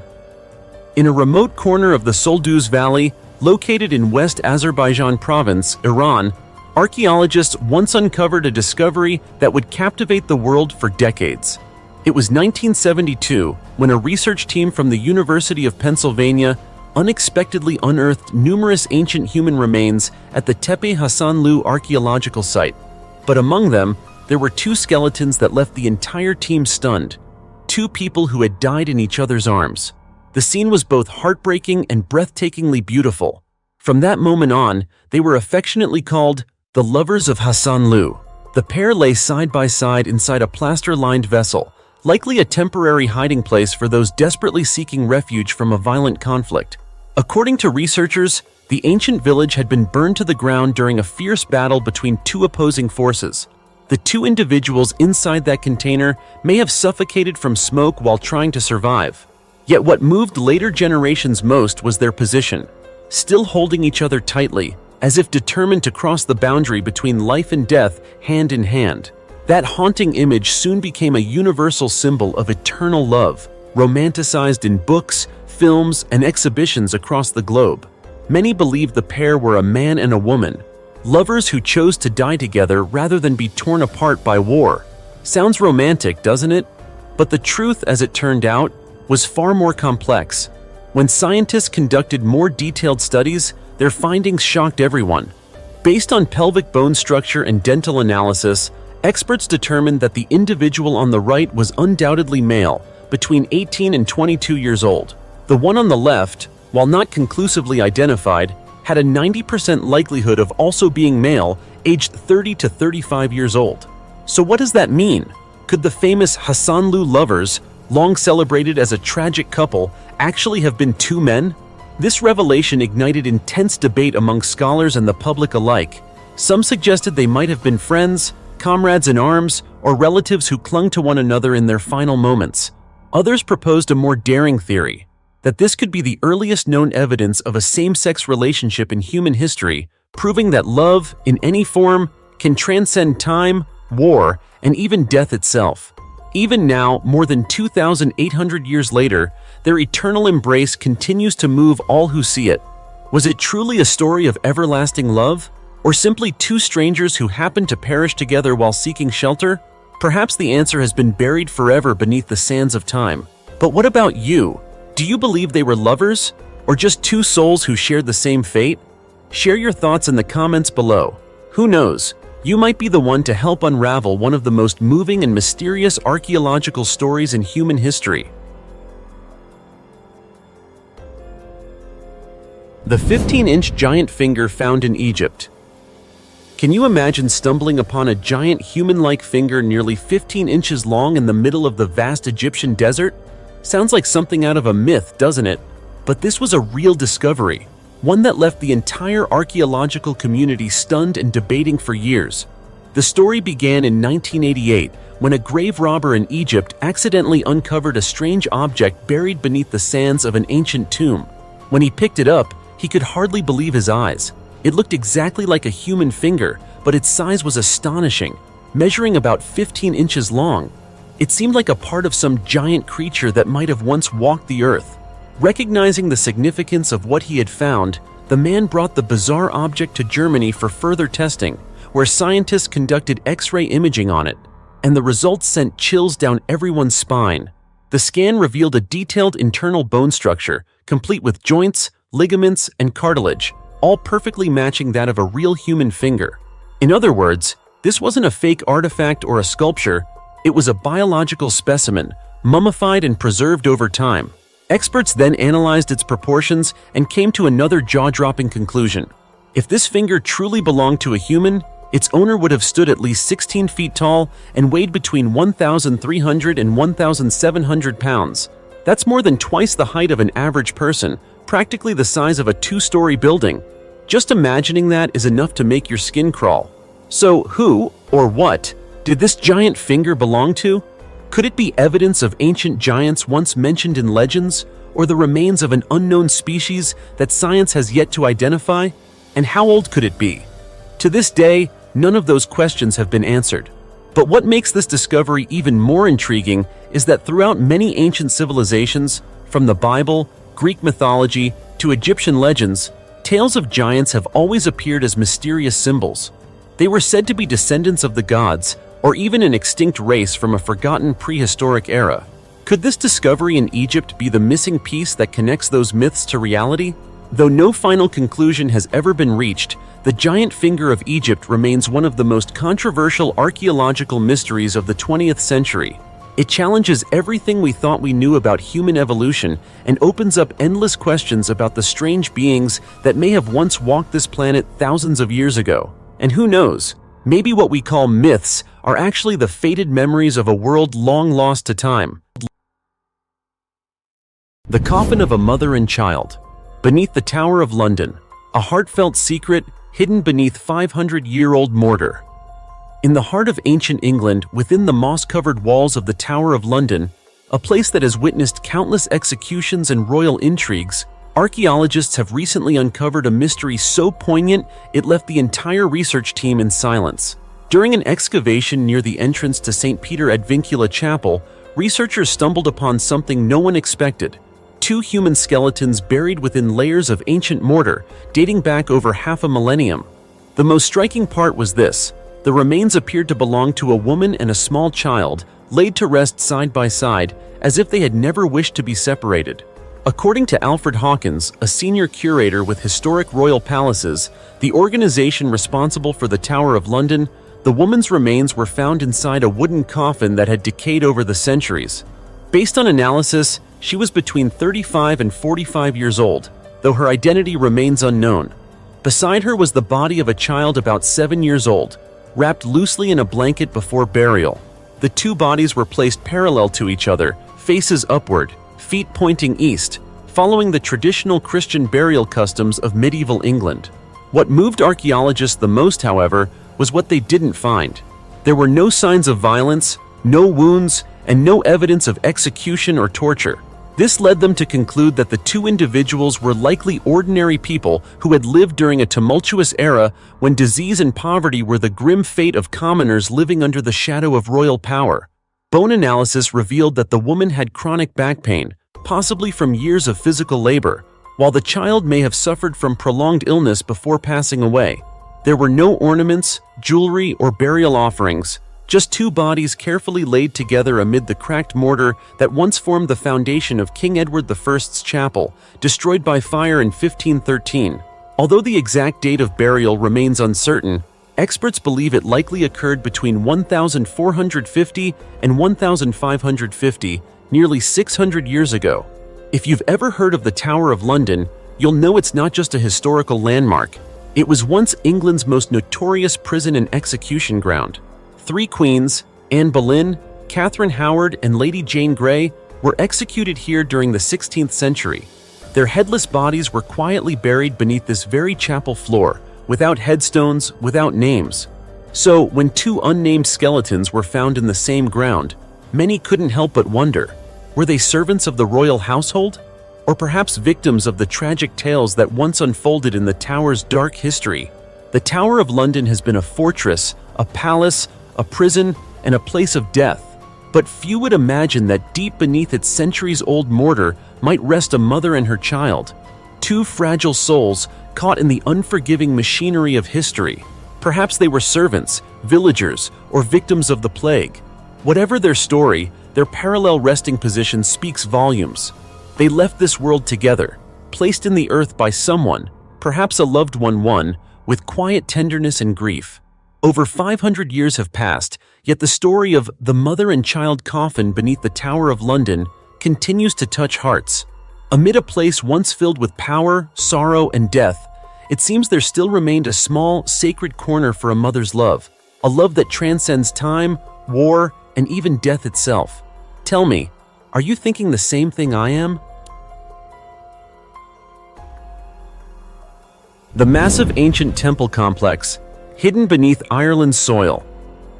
If there is any place in Europe that carries both an air of mystery and the weight of untold ancient secrets, it has to be Navan Fort, the sacred symbol in Northern Ireland. Hidden just outside the city of Armagh, the ancient capital of the province of Ulster, Navan has long been regarded as one of the holiest sites of ancient Irish civilization. But recently, a series of groundbreaking archaeological discoveries have forced researchers to completely rethink the history of this legendary place, because beneath what once seemed like ordinary soil lies an enormous underground temple complex that could forever change our understanding of prehistoric Europe. It all began when modern archaeologists employed LIDAR remote sensing technology, a laser-based mapping system that can reveal hidden structures buried beneath the ground.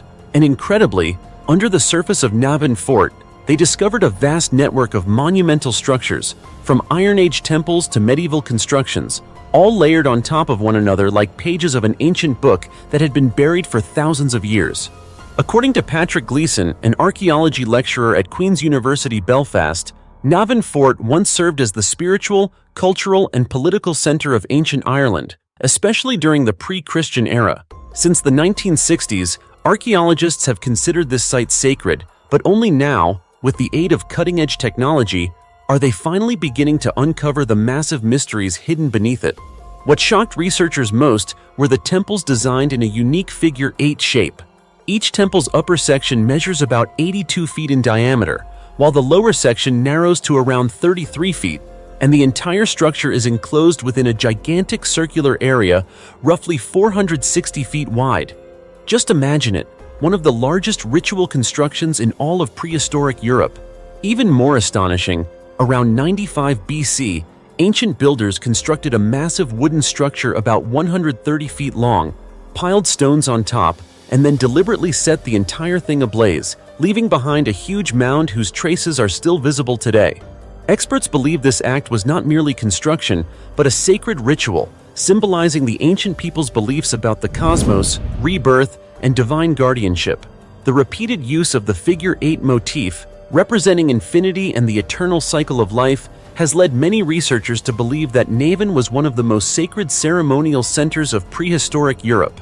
In the past, scholars thought Navan Fort was simply a royal residence, a political stronghold of noble power unrelated to religion. But now, that assumption has completely collapsed. What's being revealed proves that this site was not only the political heart, but also the spiritual soul of ancient Ulster. Just think about it. At a time when the Egyptian pyramids and Greece's Parthenon were still in their early stages, people in this distant land of Ireland were already constructing enormous ritual complexes with highly symbolic architectural designs. That tells us they were far from primitive. They were a civilization of structure, faith, and profound cosmic understanding. Today, when we look at Navan Fort, we see not just ruins, but a portal into the past, a place where power, faith, and culture intertwined. Who knows how many secrets still lie buried beneath this sacred ground? Stories that could one day rewrite the history of ancient Ireland. So, what do you think? Was Navan Fort truly a holy sanctuary for the ancients, or something even greater, perhaps a symbolic bridge between humans and their gods? Share your thoughts below, and let's explore this fascinating mystery together. The 5,000-year-old giant skeletons, unearthed in China. If someone told you that a race of giants once existed in China around 5,000 years ago, would you believe it? Sounds like something straight out of a legend, right? I didn't believe it at first either, but after digging deeper, I realized there's actually solid evidence behind it. In July 2021, archaeologists in China shocked the scientific community with an astonishing discovery in Shandong province. During an excavation, they unearthed several human skeletons of extraordinary height, dating back to the Neolithic period, nearly 5 millennia ago. To put this into perspective, finding a skeleton standing about 6 feet 3 inches tall from that era is like discovering an alien among ancient humans. People back then were typically much shorter. The average height was only around 5 feet 3 inches. Yet, at the Jiaojia excavation site in Shandong, researchers uncovered not just one, but multiple male skeletons exceeding 5 feet 11 inches, with some reaching 6 feet 3 inches tall. What amazed scientists even more was that these taller individuals were buried in larger tombs filled with more burial goods, suggesting that their impressive stature may have gone hand in hand with higher social status. Back in those days, anyone who lived better, with access to abundant, high-quality food, naturally had the potential to grow taller and stronger. So in this case, height wasn't just biological, it was also a reflection of social hierarchy. But that's not all. Among the unearthed tombs, at least 6 contained a wealth of valuable artifacts, from finely crafted pottery to exquisite pieces of jade. These items paint a vivid picture of a highly developed, prosperous civilization, one that not only valued material wealth, but also had a deep appreciation for art and beauty. Even in death, these people honored detail and dignity. Interestingly, Shandong, the very land where these giant skeletons were found, is far from ordinary. It is the birthplace of Confucius, the great Chinese philosopher said to have been about 6 feet 3 inches tall himself. Zhuge Liang, the legendary strategist of the Three Kingdoms era, also hailed from this region, and was often described as having an imposing figure. Could it be that this land has, for millennia, produced not only great minds, but also physically extraordinary people? Even today, Shandong stands out. A 2015 study found that men in Shandong average about 5 feet 9 inches, taller than the national average. Is this the result of genetics or simply better nutrition and living conditions? It seems that the legacy of those ancient giants still lingers in their descendants. Yet countless questions remain unanswered. Why were these ancient people so tall?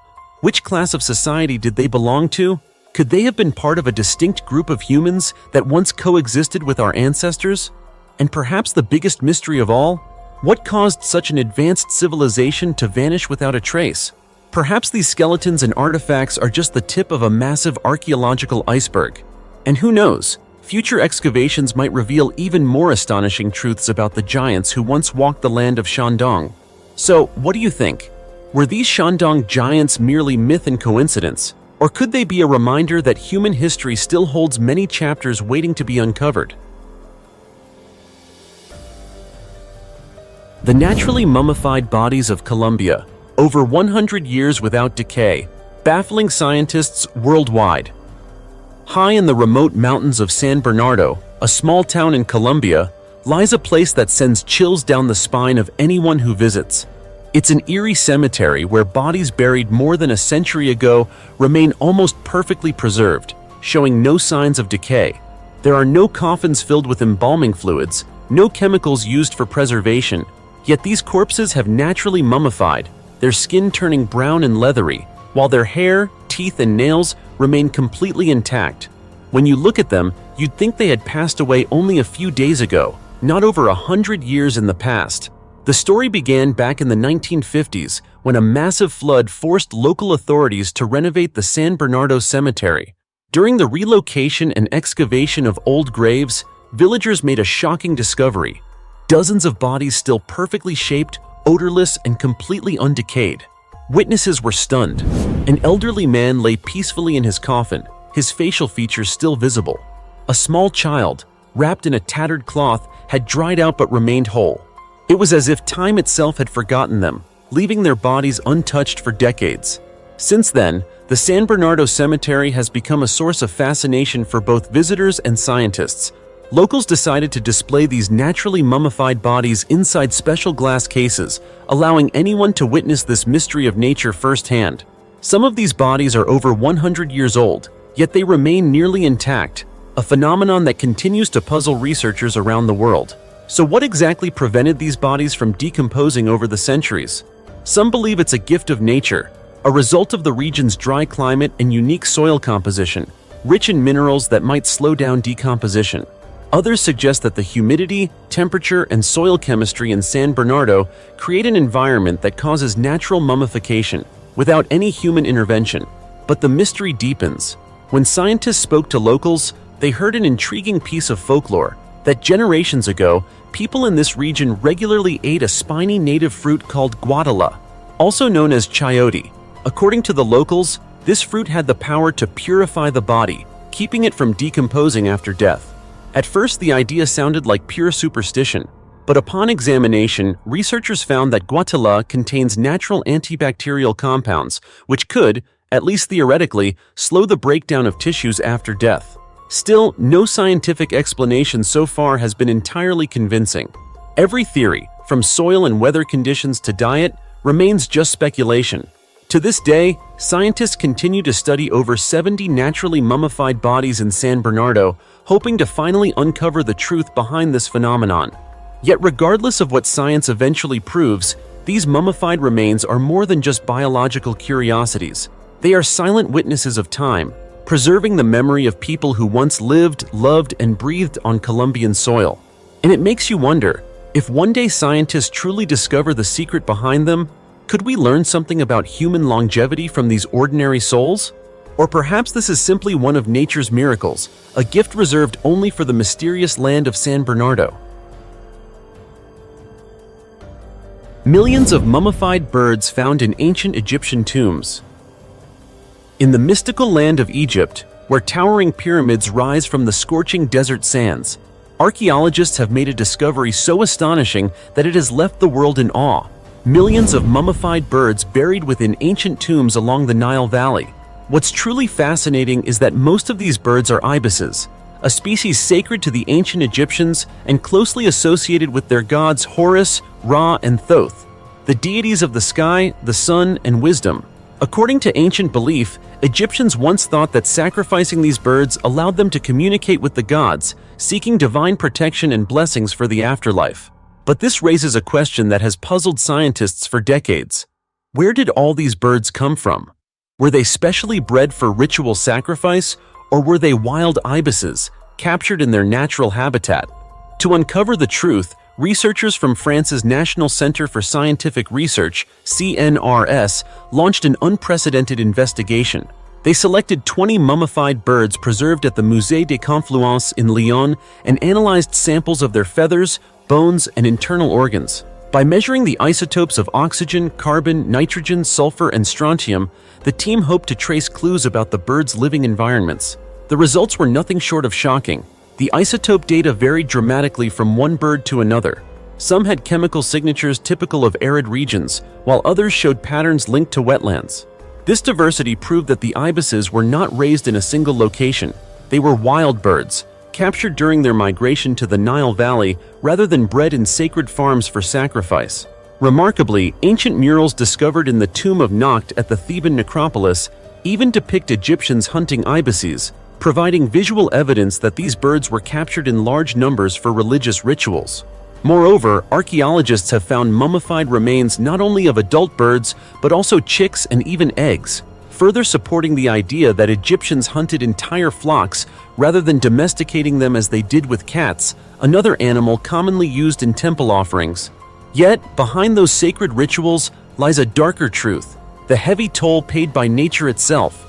Scientists believe that centuries of mass hunting led to a severe decline in ibis populations and other bird species once abundant in Egypt.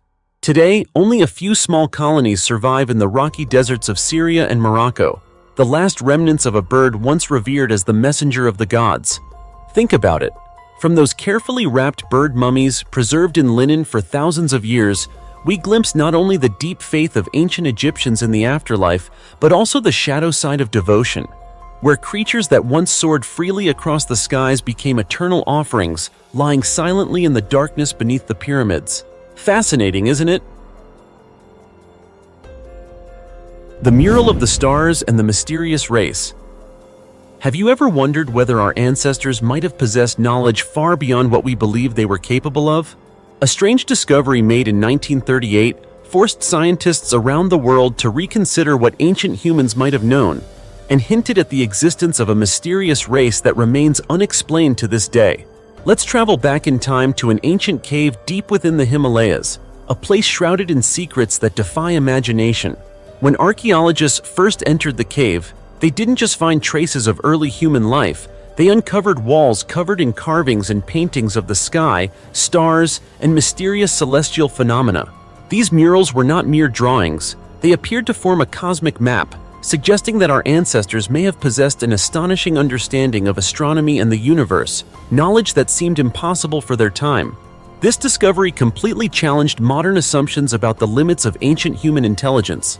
Even more astonishingly, radiocarbon analysis revealed that these caves were once inhabited by humans around 11 million years ago. That shocking timeline raised an impossible question. How could prehistoric humans have understood the stars, concepts that we only began to grasp in the 21st century? But the story didn't end there. Archaeologists also unearthed 715 drop-a-stone discs, each carved with intricate hieroglyph-like symbols that no one has been able to fully decipher. It is believed that these discs contain crucial information about a lost civilization, possibly records of the cosmos, accounts of interstellar journeys, or other mysteries we have yet to comprehend. Yet perhaps the most extraordinary finding was the discovery of skeletal remains belonging to an unknown species. These skeletons displayed distinct features, small bodies and unusually large heads, characteristics eerily reminiscent of depictions of extraterrestrial beings. Could this have been an undiscovered human-like race, or evidence that otherworldly visitors once walked the Earth millions of years ago? To this day, the origins of this mysterious race remain unresolved. Some theories suggest they were a parallel human species that coexisted with early mankind. Others propose that they might have been beings from another planet who made contact with our ancestors long ago. Whatever the truth may be, the mystery continues to baffle researchers. Could these ancient findings reveal lost chapters of human history, proof of forgotten civilizations that once thrived on Earth? Or have we overlooked the clues, buried beneath our feet, waiting to be rediscovered? Perhaps somewhere beneath the dust of time, the answers to these questions lie hidden. waiting for the next generation of archaeologists to uncover them and finally lift the veil on one of humanity's greatest enigmas. The giant stone jars of Laos. Across the rolling hills of the Shengkuang Plateau in Laos, where white clouds drift lazily over the mountains and thick morning mist blankets the valleys, lies one of Southeast Asia's most mysterious archaeological enigmas, the Plain of Jars. Here, thousands of massive stone jars, some standing up to 10 feet tall and weighing as much as 60,000 pounds, are scattered across the landscape. Many stand alone amid untamed nature, while others are clustered together, as if arranged for some long-forgotten ancient ritual. For thousands of years, through rain, wind, and even war, these stone giants have remained motionless, silent witnesses to time itself, carrying with them unanswered questions. Where did they come from? What were they made for? And who placed them here? Recognized by UNESCO as a World Cultural Heritage Site, the Plain of Jars is not only a fascinating tourist destination, but also one of archaeology's greatest challenges. Each jar is hollow and lidless, carved from solid monolithic stone. Some Laotian folktales claim the jars were made to hold rice wine, rainwater, or food for grand celebrations. However, most archaeologists lean toward the theory that they were connected to prehistoric burial rituals. Yet to this day, no explanation has proven conclusive. Research at the site has long been hindered, not only by rugged terrain and limited technology, but by something far more dangerous: millions of unexploded bombs left behind from the US-Laos conflict of the 1960s. Because of this, large portions of the area were deemed too hazardous for excavation for decades. In recent years, however, as bomb clearance teams have slowly made parts of the site safe again, scientists have returned with modern tools to resume their work. One of the most remarkable breakthroughs came from the use of optically stimulated luminescence (OSL) dating, a technique that analyzes mineral grains in the soil surrounding the jars to determine when they were last exposed to sunlight. The results were astounding. Some jars may date back to the late 2nd millennium BCE, between 2000 and 1000 BCE. That means these megalithic vessels are over 3,000 years old, predating many known civilizations in Southeast Asia. At several excavation sites, archaeologists even uncovered human remains lying beside or inside the jars.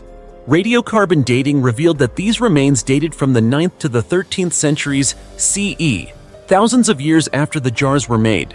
This suggests that the jars may not have originally been used for burial, but were reused for funerary purposes in later periods.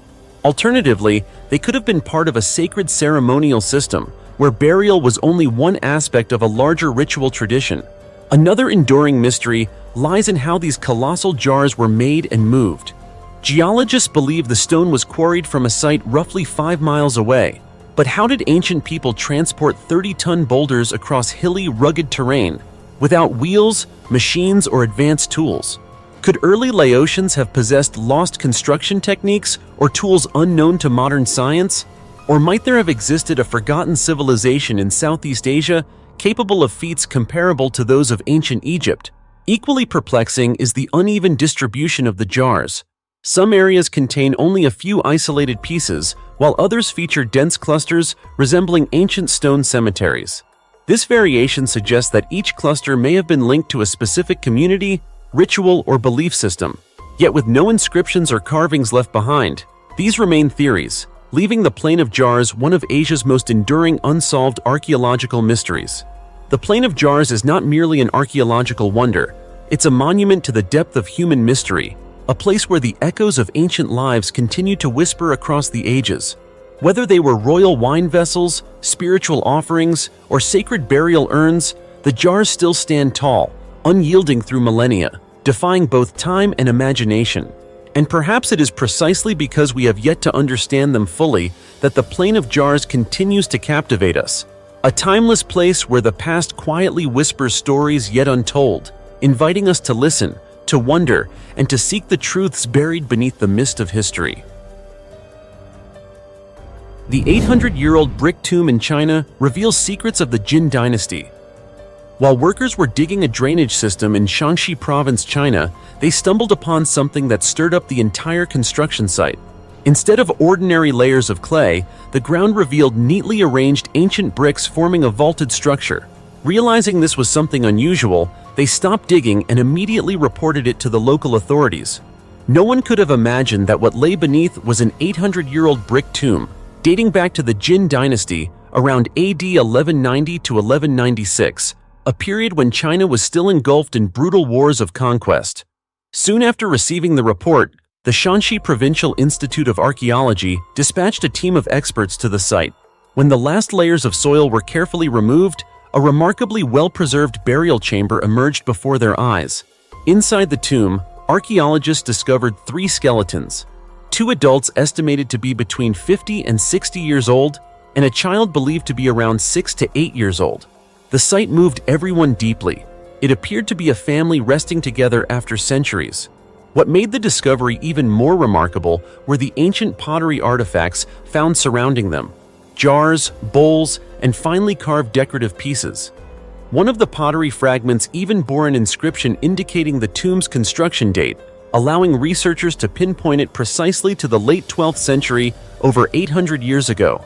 These artifacts not only helped determine the tomb's age, but also revealed much about the burial customs and spiritual life of the people of that era. However, what truly set this tomb apart was the decoration on its interior walls. The entire structure faced south, a direction the ancients associated with light and rebirth. The walls were beautifully adorned with images of lions, sea anemones, flowers, and, most notably, 2 mythical guardian beasts believed to protect the souls of the deceased. The harmonious combination of animal motifs and elegant patterns showcased the exceptional craftsmanship of Jin Dynasty artisans, while also reflecting the profound spiritual beliefs of that time. According to experts, this type of interior decoration is extremely rare among ancient tombs, especially in the Shanxi region. It vividly expresses the ancient belief that death was not the end, but rather a journey to another world, a realm where the soul still needed protection and guidance. Perhaps that's why the tomb's owner chose a design that was both majestic and graceful, as if leaving behind a message for future generations.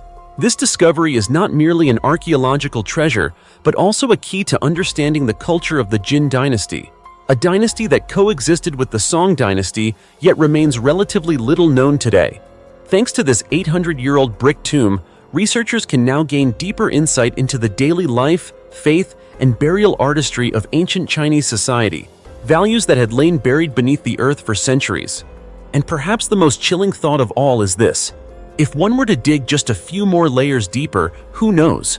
Beneath our very feet might still lie hundreds of other ancient tombs, silently waiting to be awakened, to tell the forgotten stories of time.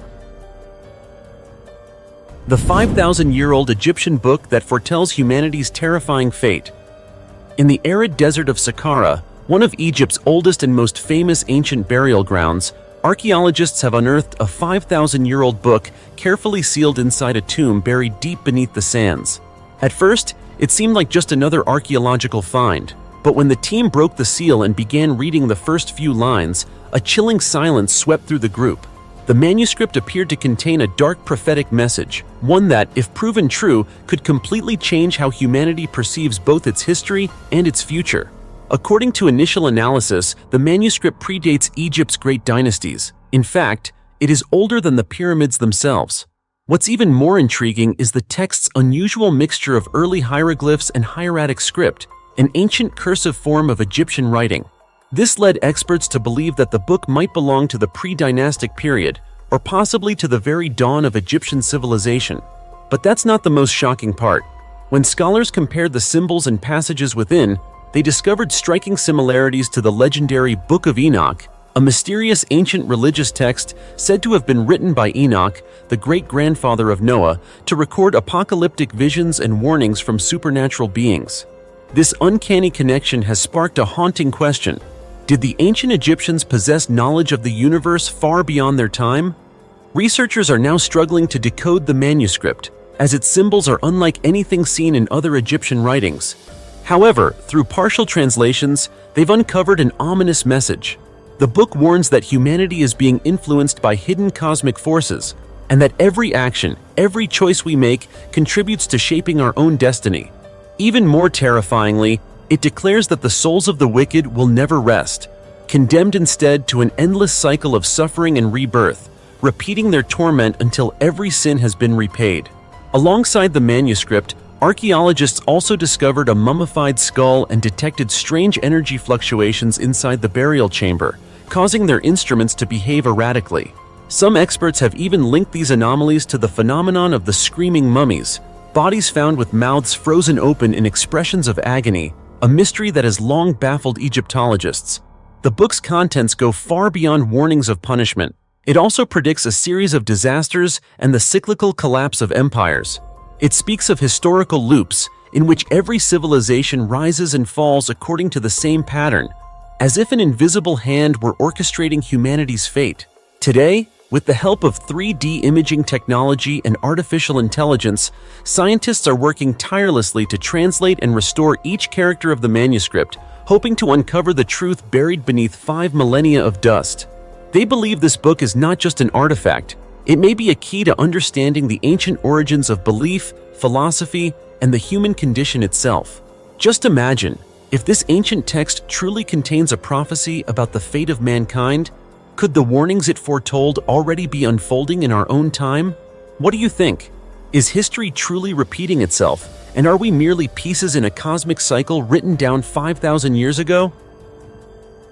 13 terrifying archaeological discoveries in Egypt. 83 ancient Egyptian skeletons buried in clay coffins. In 2020, while the world was busy dealing with major global upheavals, the quiet Dakalia region in northern Egypt suddenly became the center of attention for archaeologists around the globe. On February 24th of that year, archaeologists uncovered 83 ancient tombs, each containing the remains of ancient Egyptians. At first glance, it might seem like just another ordinary excavation, but what left everyone astonished was the fact that these bodies weren't buried in the usual stone or wooden coffins, but instead in coffins made entirely of clay. Just imagine it. Amid a civilization renowned for its monumental wonders like the Great Pyramid of Giza or the lavish royal tombs, discovering such humble clay coffins feels like stumbling upon a forgotten mystery buried deep within the desert sands. This discovery opened up a series of profound questions about the burial customs and social structure of ancient Egyptian society. According to Egypt's Ministry of Antiquities, among the 83 tombs, 3 were identified as dating back to the Naqada III period, around 3100 BCE, the era just before Egypt was unified under its first dynasty. During that time, members of the upper class were typically buried in mud brick tombs or elaborate wooden coffins, while commoners, especially the poor, were often laid to rest in simple shallow graves, sometimes without any coffin at all. So who were the individuals buried in these clay coffins? Which social class did they belong to? And why did ancient Egyptians choose clay, a seemingly humble material, as the final resting place for these people? This puzzling discovery has left scientists scratching their heads, as it completely contradicts what they previously understood about Egyptian burial practices. But that's not all. During the excavation, researchers also unearthed a number of valuable artifacts buried alongside the deceased: finely crafted pottery, stone tools, amulets, and even jewelry made of gold and precious stones. These objects not only reflect social status, but also reveal the deep spiritual beliefs of the ancient Egyptians, particularly their faith in the afterlife, where the soul was believed to continue its journey beyond the physical body. From these clues, experts suggest that the Dakalia region may once have been a thriving settlement, home to generations of ancient Egyptians. And who knows, beneath that very soil, there could still be dozens or even hundreds of tombs waiting to be uncovered. Archaeologists are hopeful that future discoveries in Dakalia will help decode more mysteries about the daily life, religion, and social hierarchy of Egyptians who lived over 5,000 years ago. Perhaps this very site will rewrite a chapter of history we thought we already knew. So what do you think? Could these clay coffins be evidence of a forgotten burial custom, or perhaps the trace of a distinct social group within ancient Egyptian civilization? As for me, I believe the answer still lies somewhere beneath the golden sands of Dakalia, waiting for the day it will finally be brought to light. Family mummies, found in 30 ancient tombs in Egypt. Amid the timeless landscape of Aswan, where the Nile River winds gently past shimmering sandstone hills, archaeologists have made a discovery that has stunned the entire world. On June 28, 2024, during a large-scale excavation, They uncovered more than 30 ancient tombs scattered along a hillside near the mausoleum of Aga Khan. 3. What makes this discovery so remarkable is not just the number of tombs found, but the mummies inside them. Men, women, and children who lived and died during the Greco-Roman period, thousands of years ago. Amid the barren desert, each tomb was carefully constructed in multiple levels, arranged according to the social status of the deceased. At the top of the hill, where the view of the Nile is most breathtaking, rested the upper class, people of high rank and privilege.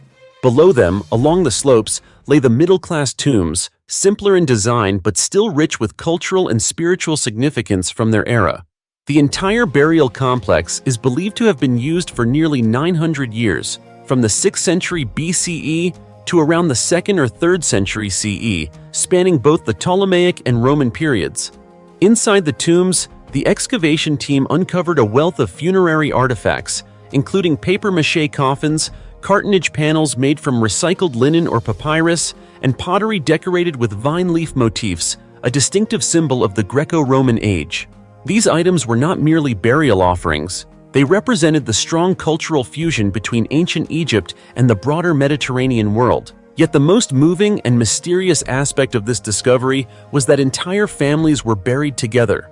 Archaeologists found mummies of parents and their children lying side by side within the same tomb. Strikingly, several of the mummies belonged to young children, some under 2 years old. This has led scientists to suspect that an infectious disease, perhaps an epidemic or ancient plague, may have claimed the lives of many Aswan residents at the same time. One particularly puzzling case involved 2 mummies originally thought to be a mother and child.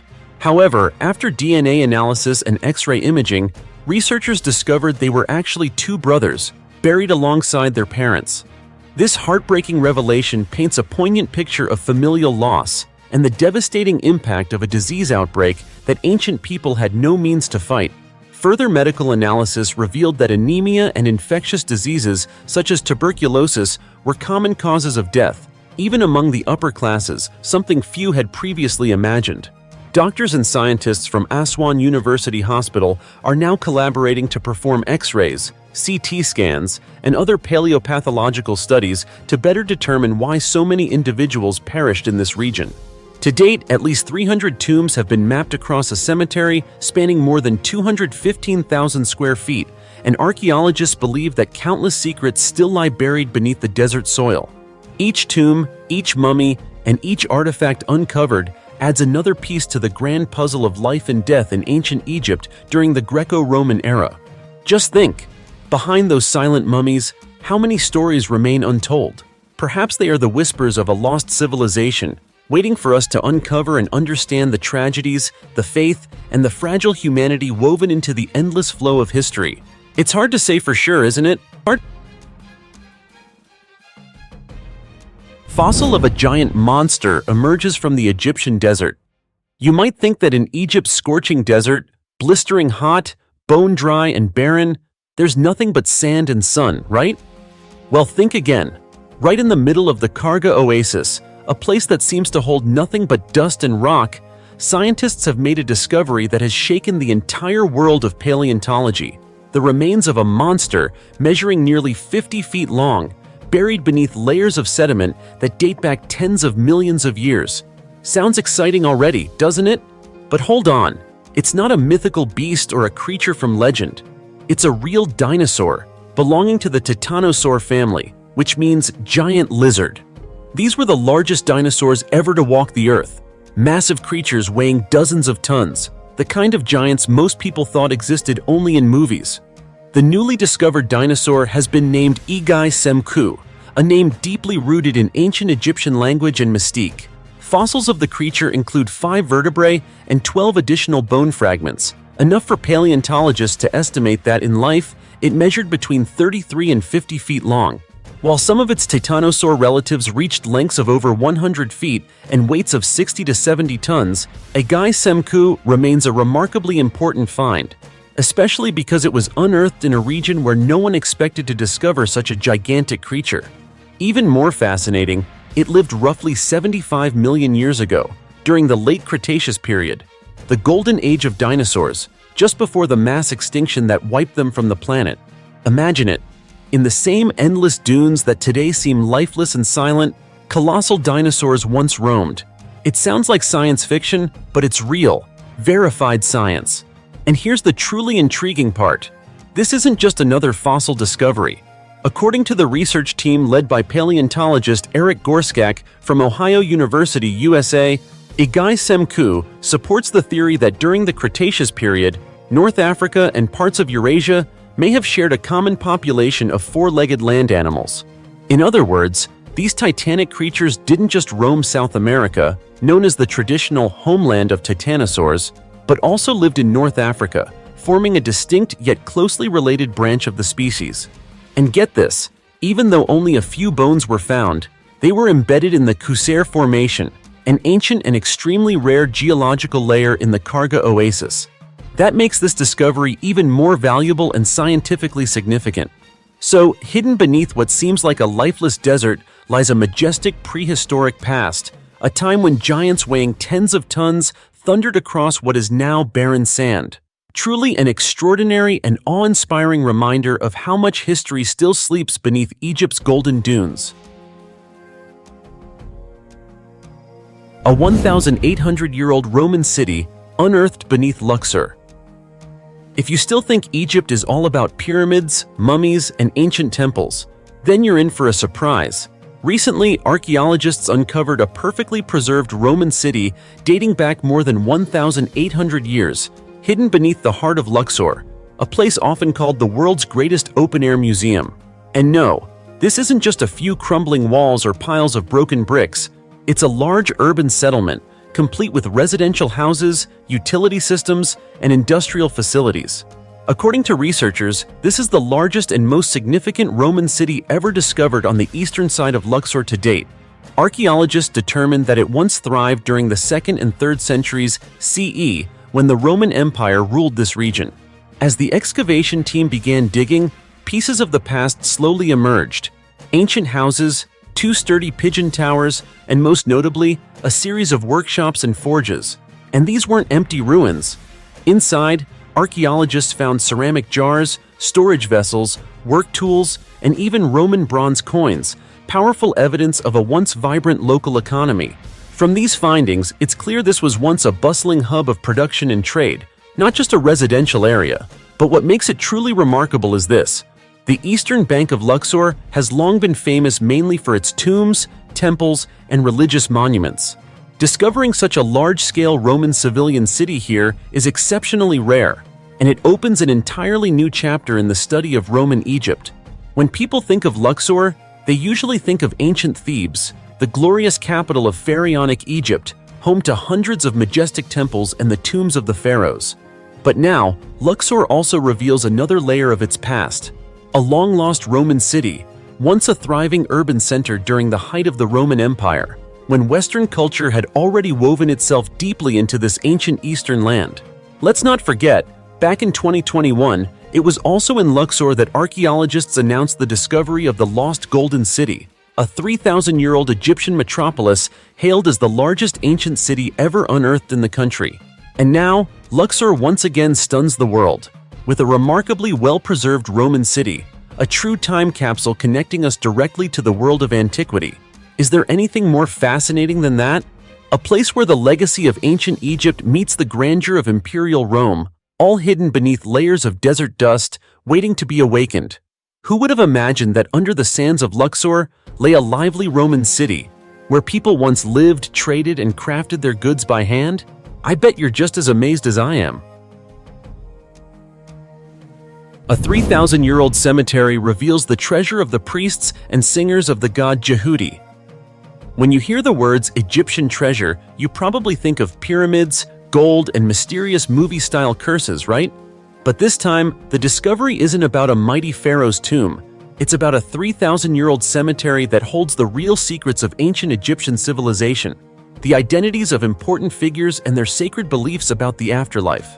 This burial ground lies in Al-Ghuraifa, about 170 miles south of Cairo, a desolate area few people visit, where it seems that only sand and time remain.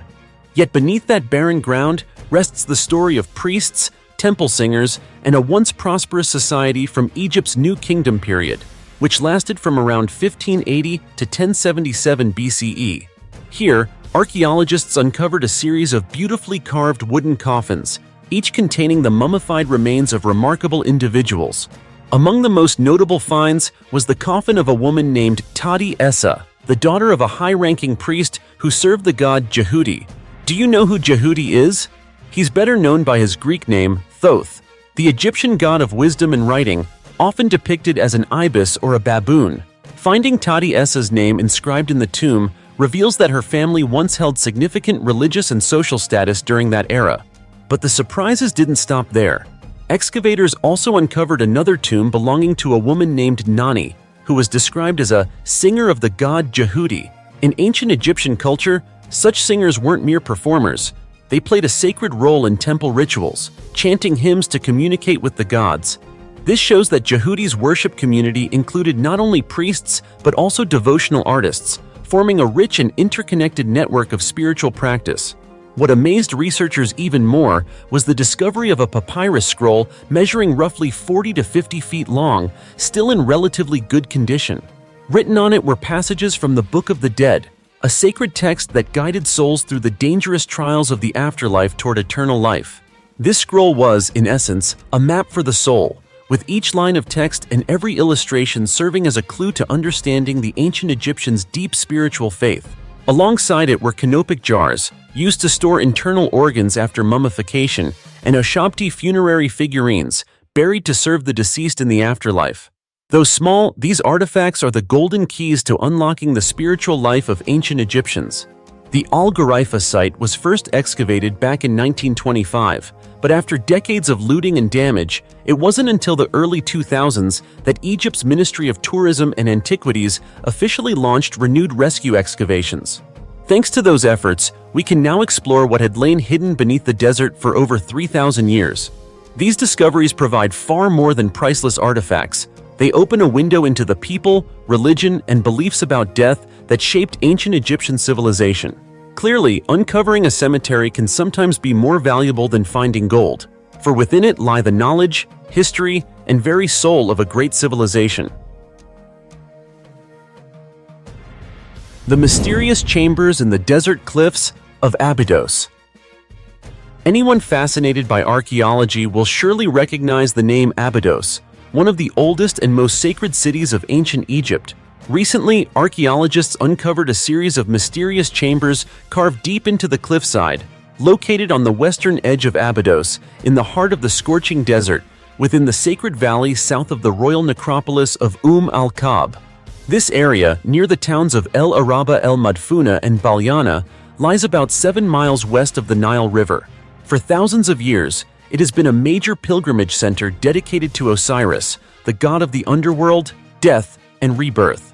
Abydos was not only the burial site of Egypt's earliest pharaohs, but also a holy land where every rock seems to hold a fragment of the ancient civilization's soul.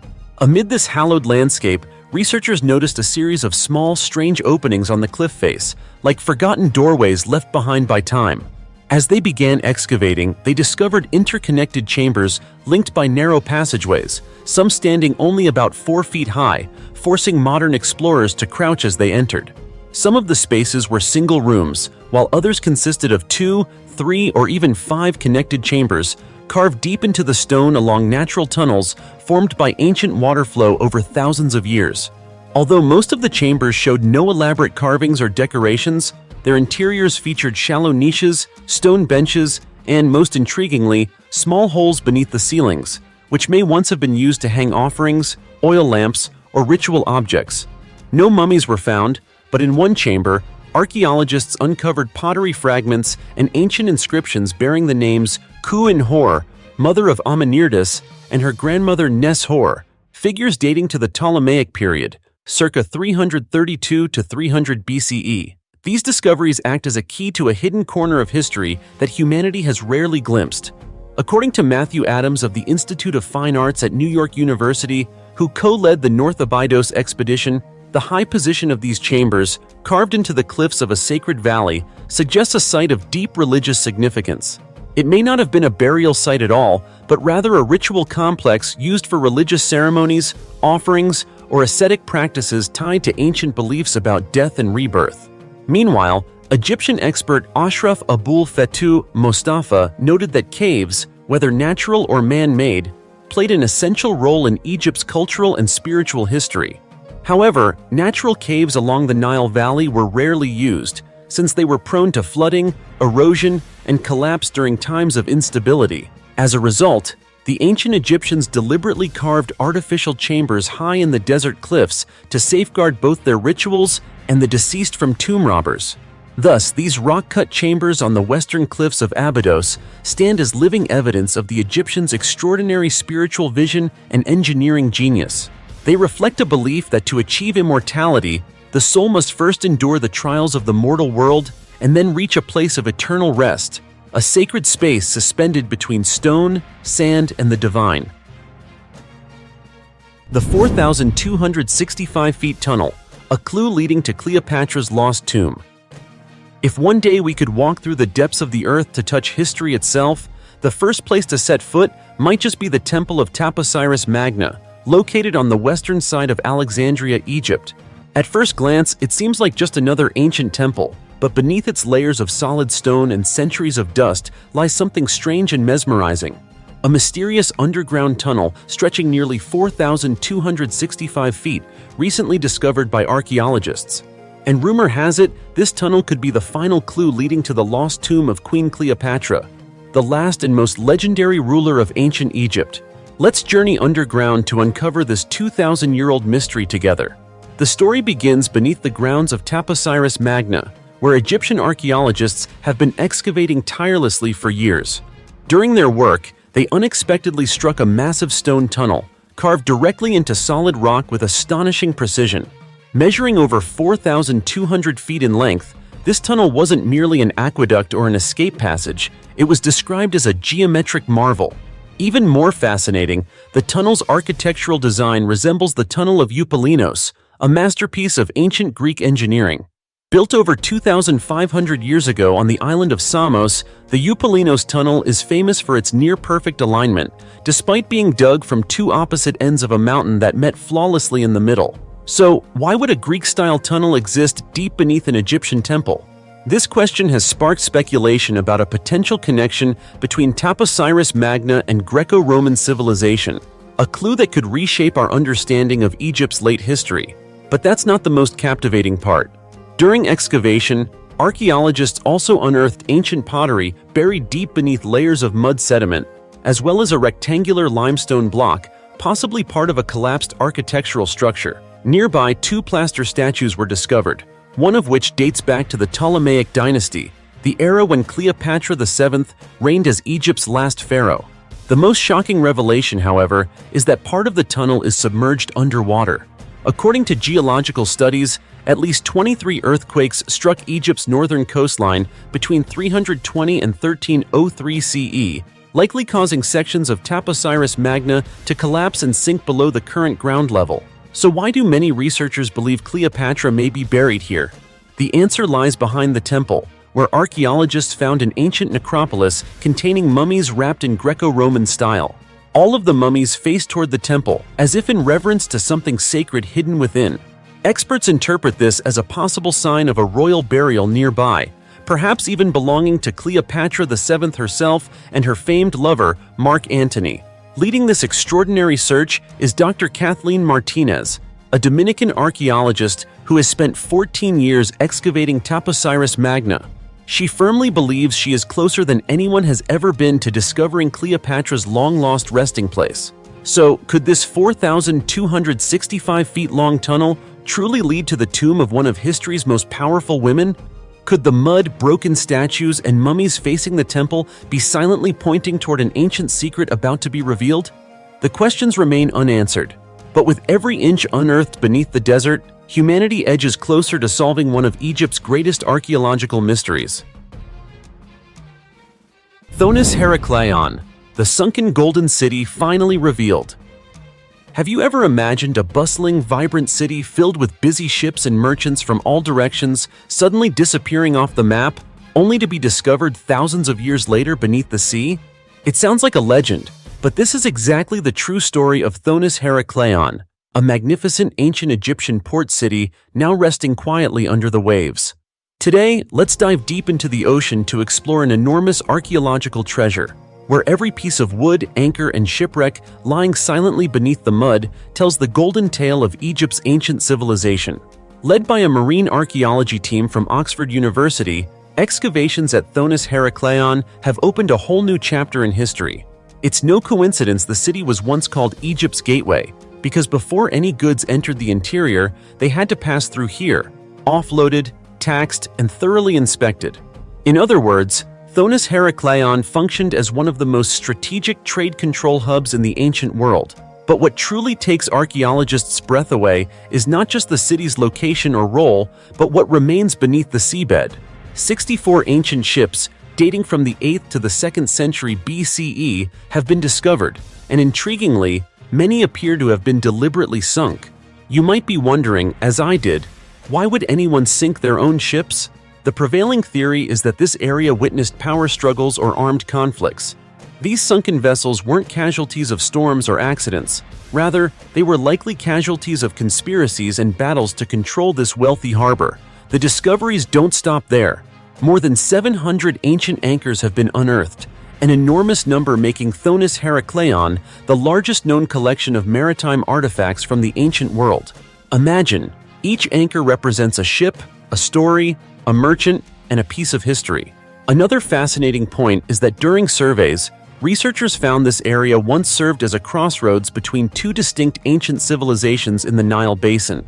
The overlapping natural and man-made waterways created a unique land where cultures, commerce, and people intertwined in a way unlike anywhere else.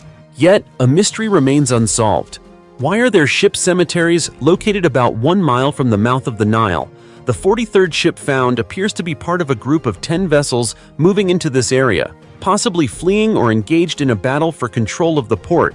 Whatever the reason, the presence of these ships here clearly shows that Thonis Herakleion was not just a trading port, it was also a battleground in the shadows. Though we don't have definite answers yet, one thing is clear. This excavation has reignited the story of ancient Egypt's maritime history. The shipwrecks, artifacts, and remains of civilizations are not just archaeological relics, they are living pages of history that the ocean has carefully preserved for millennia. What do you think? How many more secrets could still be buried beneath the deep mud? And could Thonis Herakleion hold the key to unlocking an entirely new understanding of ancient Egypt?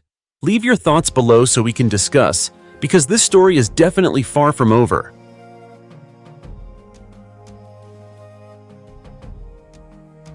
The strange three-lobed disc, advanced technology, 5,000 years ahead of its time.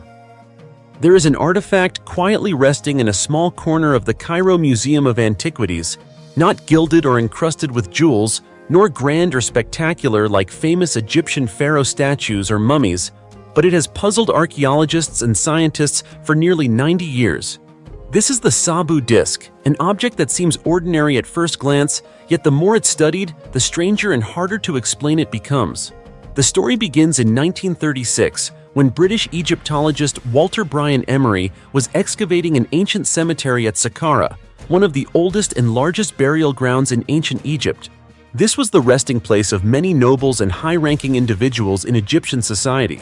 In a tomb labeled Tomb 3111, believed to be that of Prince Sabu, the son of Pharaoh Anegib of the First Dynasty, Emery and his team found familiar burial goods such as animal bones, pottery, stone bowls, and ivory. But among these relics, one item stunned the entire excavation team. A stone disc broken into many fragments, shaped in a way never seen before. After carefully piecing it back together, the disc revealed its form: a circular structure with 3 evenly curved lobes, a hollow central shaft about 4 inches in diameter, and 3 concave convex holes connecting the body to the disc's rim. What makes it truly strange isn't just the design, it's the material it's made from. Metasiltstone, also called schist, a very porous, fragile type of stone that's extremely difficult to carve by hand, especially considering the tools at the time were limited to stone or soft copper. To put it simply, even today, making a thin, smooth, and precise object like this from schist would be a challenge for CNC machines, let alone 5,000 years ago with primitive tools. Because of this, the Sabu disc quickly became a hot topic in archaeology. At first, many thought it was just a flower vase, an incense burner, or simply decorative burial ware, but its bizarre and incredibly precise design soon made those theories untenable. Some modern researchers have offered bolder hypotheses that the Sabu disc could be a rotating part, a technical component, or even resemble the structure of a rotor or turbine, devices that wouldn't appear until thousands of years later. If that's true, could it be that the ancient Egyptians had access to technology far ahead of their time? Or did they know something we still can't comprehend?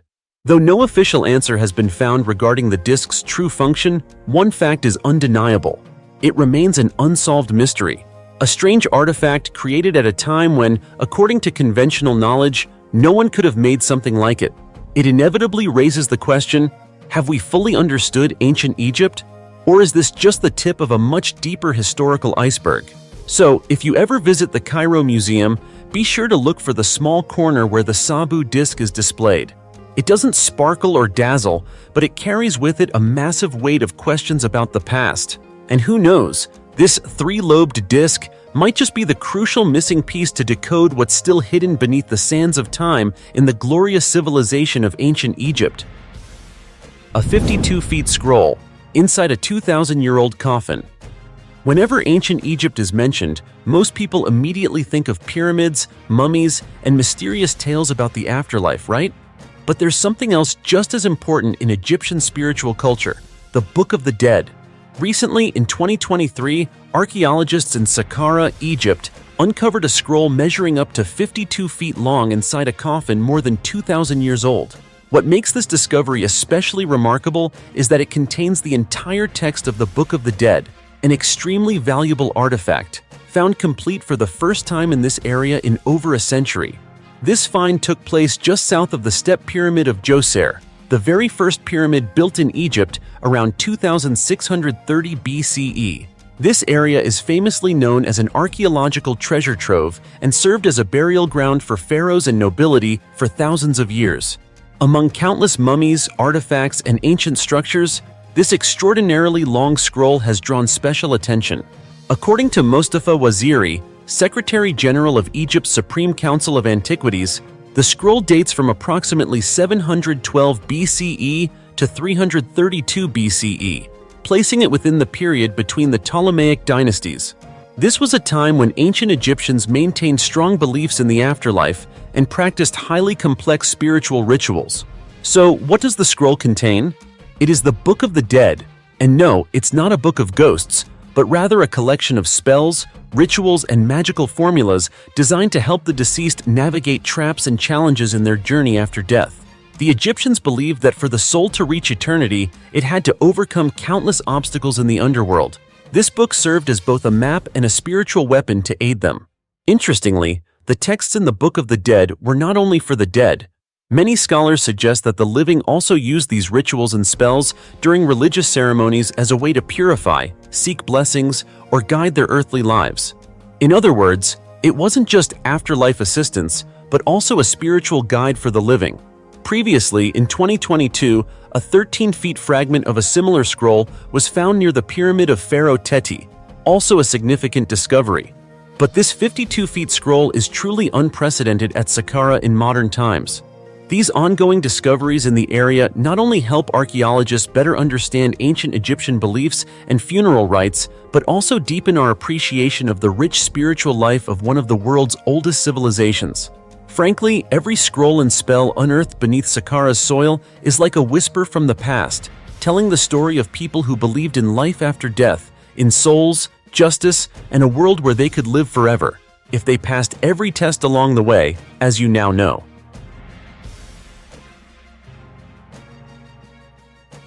More than 2,000 mummified ram heads offered to Pharaoh Ramses II. Did you know that deep in the dry desert of southern Egypt, archaeologists, while tirelessly digging through layers of earth, unexpectedly discovered over 2,000 carefully mummified ram heads quietly resting inside an ancient temple? It's not a treasure of gold or silver, nor human mummies, but an entire sacred cemetery dedicated solely to rams. Sounds strange, right? But behind this unusual discovery lies a religious mystery and ritual practice of ancient Egyptian civilization, all centered around one extremely famous name, Pharaoh Ramses II, one of Egypt's greatest rulers in history.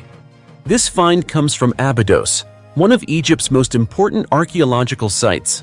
A research team from the Institute of the Ancient World at New York University excavated the massive number of ram heads inside a temple dedicated to Ramses II, the legendary pharaoh who ruled for 66 years during the New Kingdom period, roughly between 1292 and 1190 BCE. Now, many of you might ask, why did people mummify rams' heads, and why more than 2,000 of them were brought into a temple honoring a king who died over 1,000 years ago? The answer lies in ancient Egyptian beliefs. The ram symbolized strength, fertility, and was especially connected with Khnum, the ram-headed creator god believed to shape humans from clay on his divine potter's wheel. So, when the ancient people offered these mummified ram heads to Ramses II, they were not only showing respect, but also praying for fertility, prosperity, and eternal life for the pharaoh's soul. What's even more remarkable is that this ritual took place about 1,000 years after Ramses II's death, proving that his influence and worship persisted strongly through generations, as a godlike figure rather than just a mortal king. In addition to the ram heads, other mummified animals such as dogs, antelopes, cattle, wild goats, and ostriches were also found, each a sacred offering. The discoveries don't stop there. Archaeologists also uncovered an ancient architectural structure dating back some 4,000 years to the 6th dynasty, 2345 to 2181 BCE, nearly 1,000 years before Ramses II's era. This structure includes walls up to 16 feet thick, providing valuable insights into Abydos's landscape and architecture before the famous temple was built. Additionally, artifacts such as statues, papyrus scrolls, leather clothing, footwear, and even remnants of ancient trees were discovered, offering a vivid glimpse into daily life in ancient Egypt. According to Muhammad Abdel Badi, representative of the Central Antiquities Department of Upper Egypt, these findings help us reconstruct a comprehensive picture of religious practices, rituals, architecture, and everyday life of one of the world's oldest civilizations. This is not just an excavation but a doorway to the past, where the living expressed such intense devotion that they offered thousands of ram souls to honor a long-deceased king. Truly, the religion and spiritual beliefs of ancient Egypt are both awe-inspiring and mysterious, leaving us curious. Are we only seeing the surface of a civilization that still holds many secrets yet to be revealed? A 3,500-year-old tomb hides a royal treasure that stuns archaeologists. If you're passionate about archaeology, hearing about an ancient Egyptian royal tomb probably brings to mind mystery, gold, and precious jewels, right? Just recently, in September, the global archaeology community was buzzing when a royal burial site was uncovered at the Dra El Naga Cemetery, located right next to the Valley of the Kings, the resting place of legendary pharaohs. But this time, it wasn't just a small find. It was a nearly 3,500-year-old treasure trove. Yes, 3,500 years. Goosebumps worthy for sure. During their excavation, archaeologists discovered a tomb with a rather unique structure. A small chamber near ground level, and about 26 feet below, a burial chamber containing 8 ancient mummies. Interestingly, the person believed to be the original occupant of this tomb wasn't a king, but a jeweler named Amenemhat, who lived during the 18th dynasty, the golden era of ancient Egypt. Speaking of the 18th dynasty, it brings to mind legendary figures like Tutankhamun, Nefertiti, and Hatshepsut, kings and queens who left a profound mark on human history. So, the fact that a jeweler received such an elaborate burial, complete with numerous treasures, has experts asking many questions. Was he someone with significant influence, or does this tomb hide even deeper secrets? Alongside the mummies, archaeologists found 4 wooden coffins, exquisite jewelry, and notably, 150 Ushabti statues.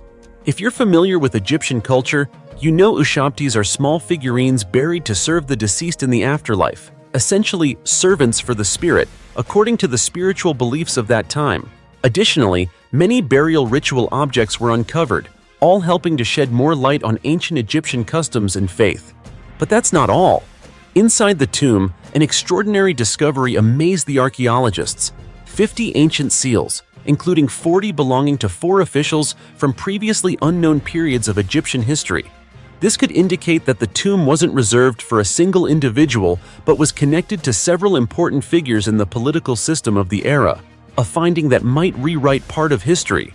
What's more, 3 other mummies were found in 2 nearby coffins dating back to the Middle Kingdom period, roughly 2050 to 1800 BCE. This shows the area was used continuously as a burial site for many centuries, at least from the Middle Kingdom through the Third Intermediate period, spanning more than 1,000 years. Egypt's Minister of Antiquities, Khalid al-Nani, praised this discovery as extremely important for studying Egypt's culture and history. He also revealed that only about 30% of ancient Egypt's artifacts have been excavated so far. That means 70% are still resting beneath the sands of time, waiting to be uncovered, which is truly mind-blowing, isn't it? Secret passage beneath the Sphinx leads to a pharaoh's tomb, forgotten for thousands of years. Sounds familiar, right? The Egyptian Sphinx, a grand symbol standing tall in the Giza Desert, has long baffled archaeologists for generations. But here's a secret few know. Right beneath those massive stone ears, there may be a mystery beyond imagination, an undiscovered burial chamber of a pharaoh. Just hearing that sends chills down your spine, doesn't it? The story begins with a recent shocking theory from historian and YouTuber Matthew Sibson. He questioned, could there be an ancient pharaoh's mummy hidden inside the Sphinx? Surprisingly, this idea isn't just made up for fun. It's backed by solid evidence from centuries of research dating back from the 17th to the 19th centuries. According to records, in 1679, scholar Johann Michael van Sleben documented a secret passage leading underground inside the Sphinx. Over 150 years later, in 1853, renowned Egyptologist Auguste Mariette continued exploring and confirmed there was a large void, like an underground chamber, right beneath the statue. You'd think that would solve the mystery, but no. In 1926, during a major restoration of the Sphinx, the Egyptian authorities sealed the passage with concrete, closing off any chance for the world to learn what might be hidden below. Since then, both the chamber and secret passage have been gradually forgotten under layers of dust and time. What makes this theory even more compelling is that the Sphinx's face is believed to resemble Pharaoh Khafra, the ruler during the statue's construction. This strengthens the possibility that the Sphinx wasn't just a spiritual symbol, but also a gateway to a royal tomb, potentially holding Khafra's mummy or those of other kings from his era. And here's something interesting. Scholars have long debated the real purpose of the 3 pyramids at Giza. Some believe they are the final resting places of 3 pharaohs, while others argue that the Sphinx might be the key leading to the true burial site. At this point, doesn't it feel like stepping into an Indiana Jones adventure? But wait, there's more. Ancient documents reveal that the passage beneath the Sphinx started as a natural crack, which the ancients expanded by hand around the 6th century BCE. In other words, they cleverly used the natural limestone terrain to create a path leading down to a hidden underground chamber. Could they have repurposed it as a secret royal tomb? A mobile burial site perfectly disguised within the desert? Though sealed, if you look closely behind the statue, you can still spot a faint entrance obscured beneath the old concrete. Pause the video and look carefully. See it? It's there. The trace remains clearly visible. So, what do you think? Could there really be a forgotten treasure beneath the Sphinx, an unknown pharaoh's tomb waiting to be discovered? Or is it all just legends built up over thousands of years? As you can see, recent archaeological discoveries in Egypt have provided invaluable insights into this great ancient civilization. From grand tombs and perfectly preserved mummies to exquisite artifacts, these findings not only shed light on the religious rituals and daily life of the ancient Egyptians, but also open a window into their social classes, art, and science. These discoveries continue to capture global attention and serve as an endless source of inspiration for researchers and history enthusiasts alike. So, what about you? Which discovery impressed you the most? Let us know by leaving a comment down below, and don't forget to give us a like and subscribe to the channel so you won't miss out on more exciting discoveries. For now, goodbye and see you next time.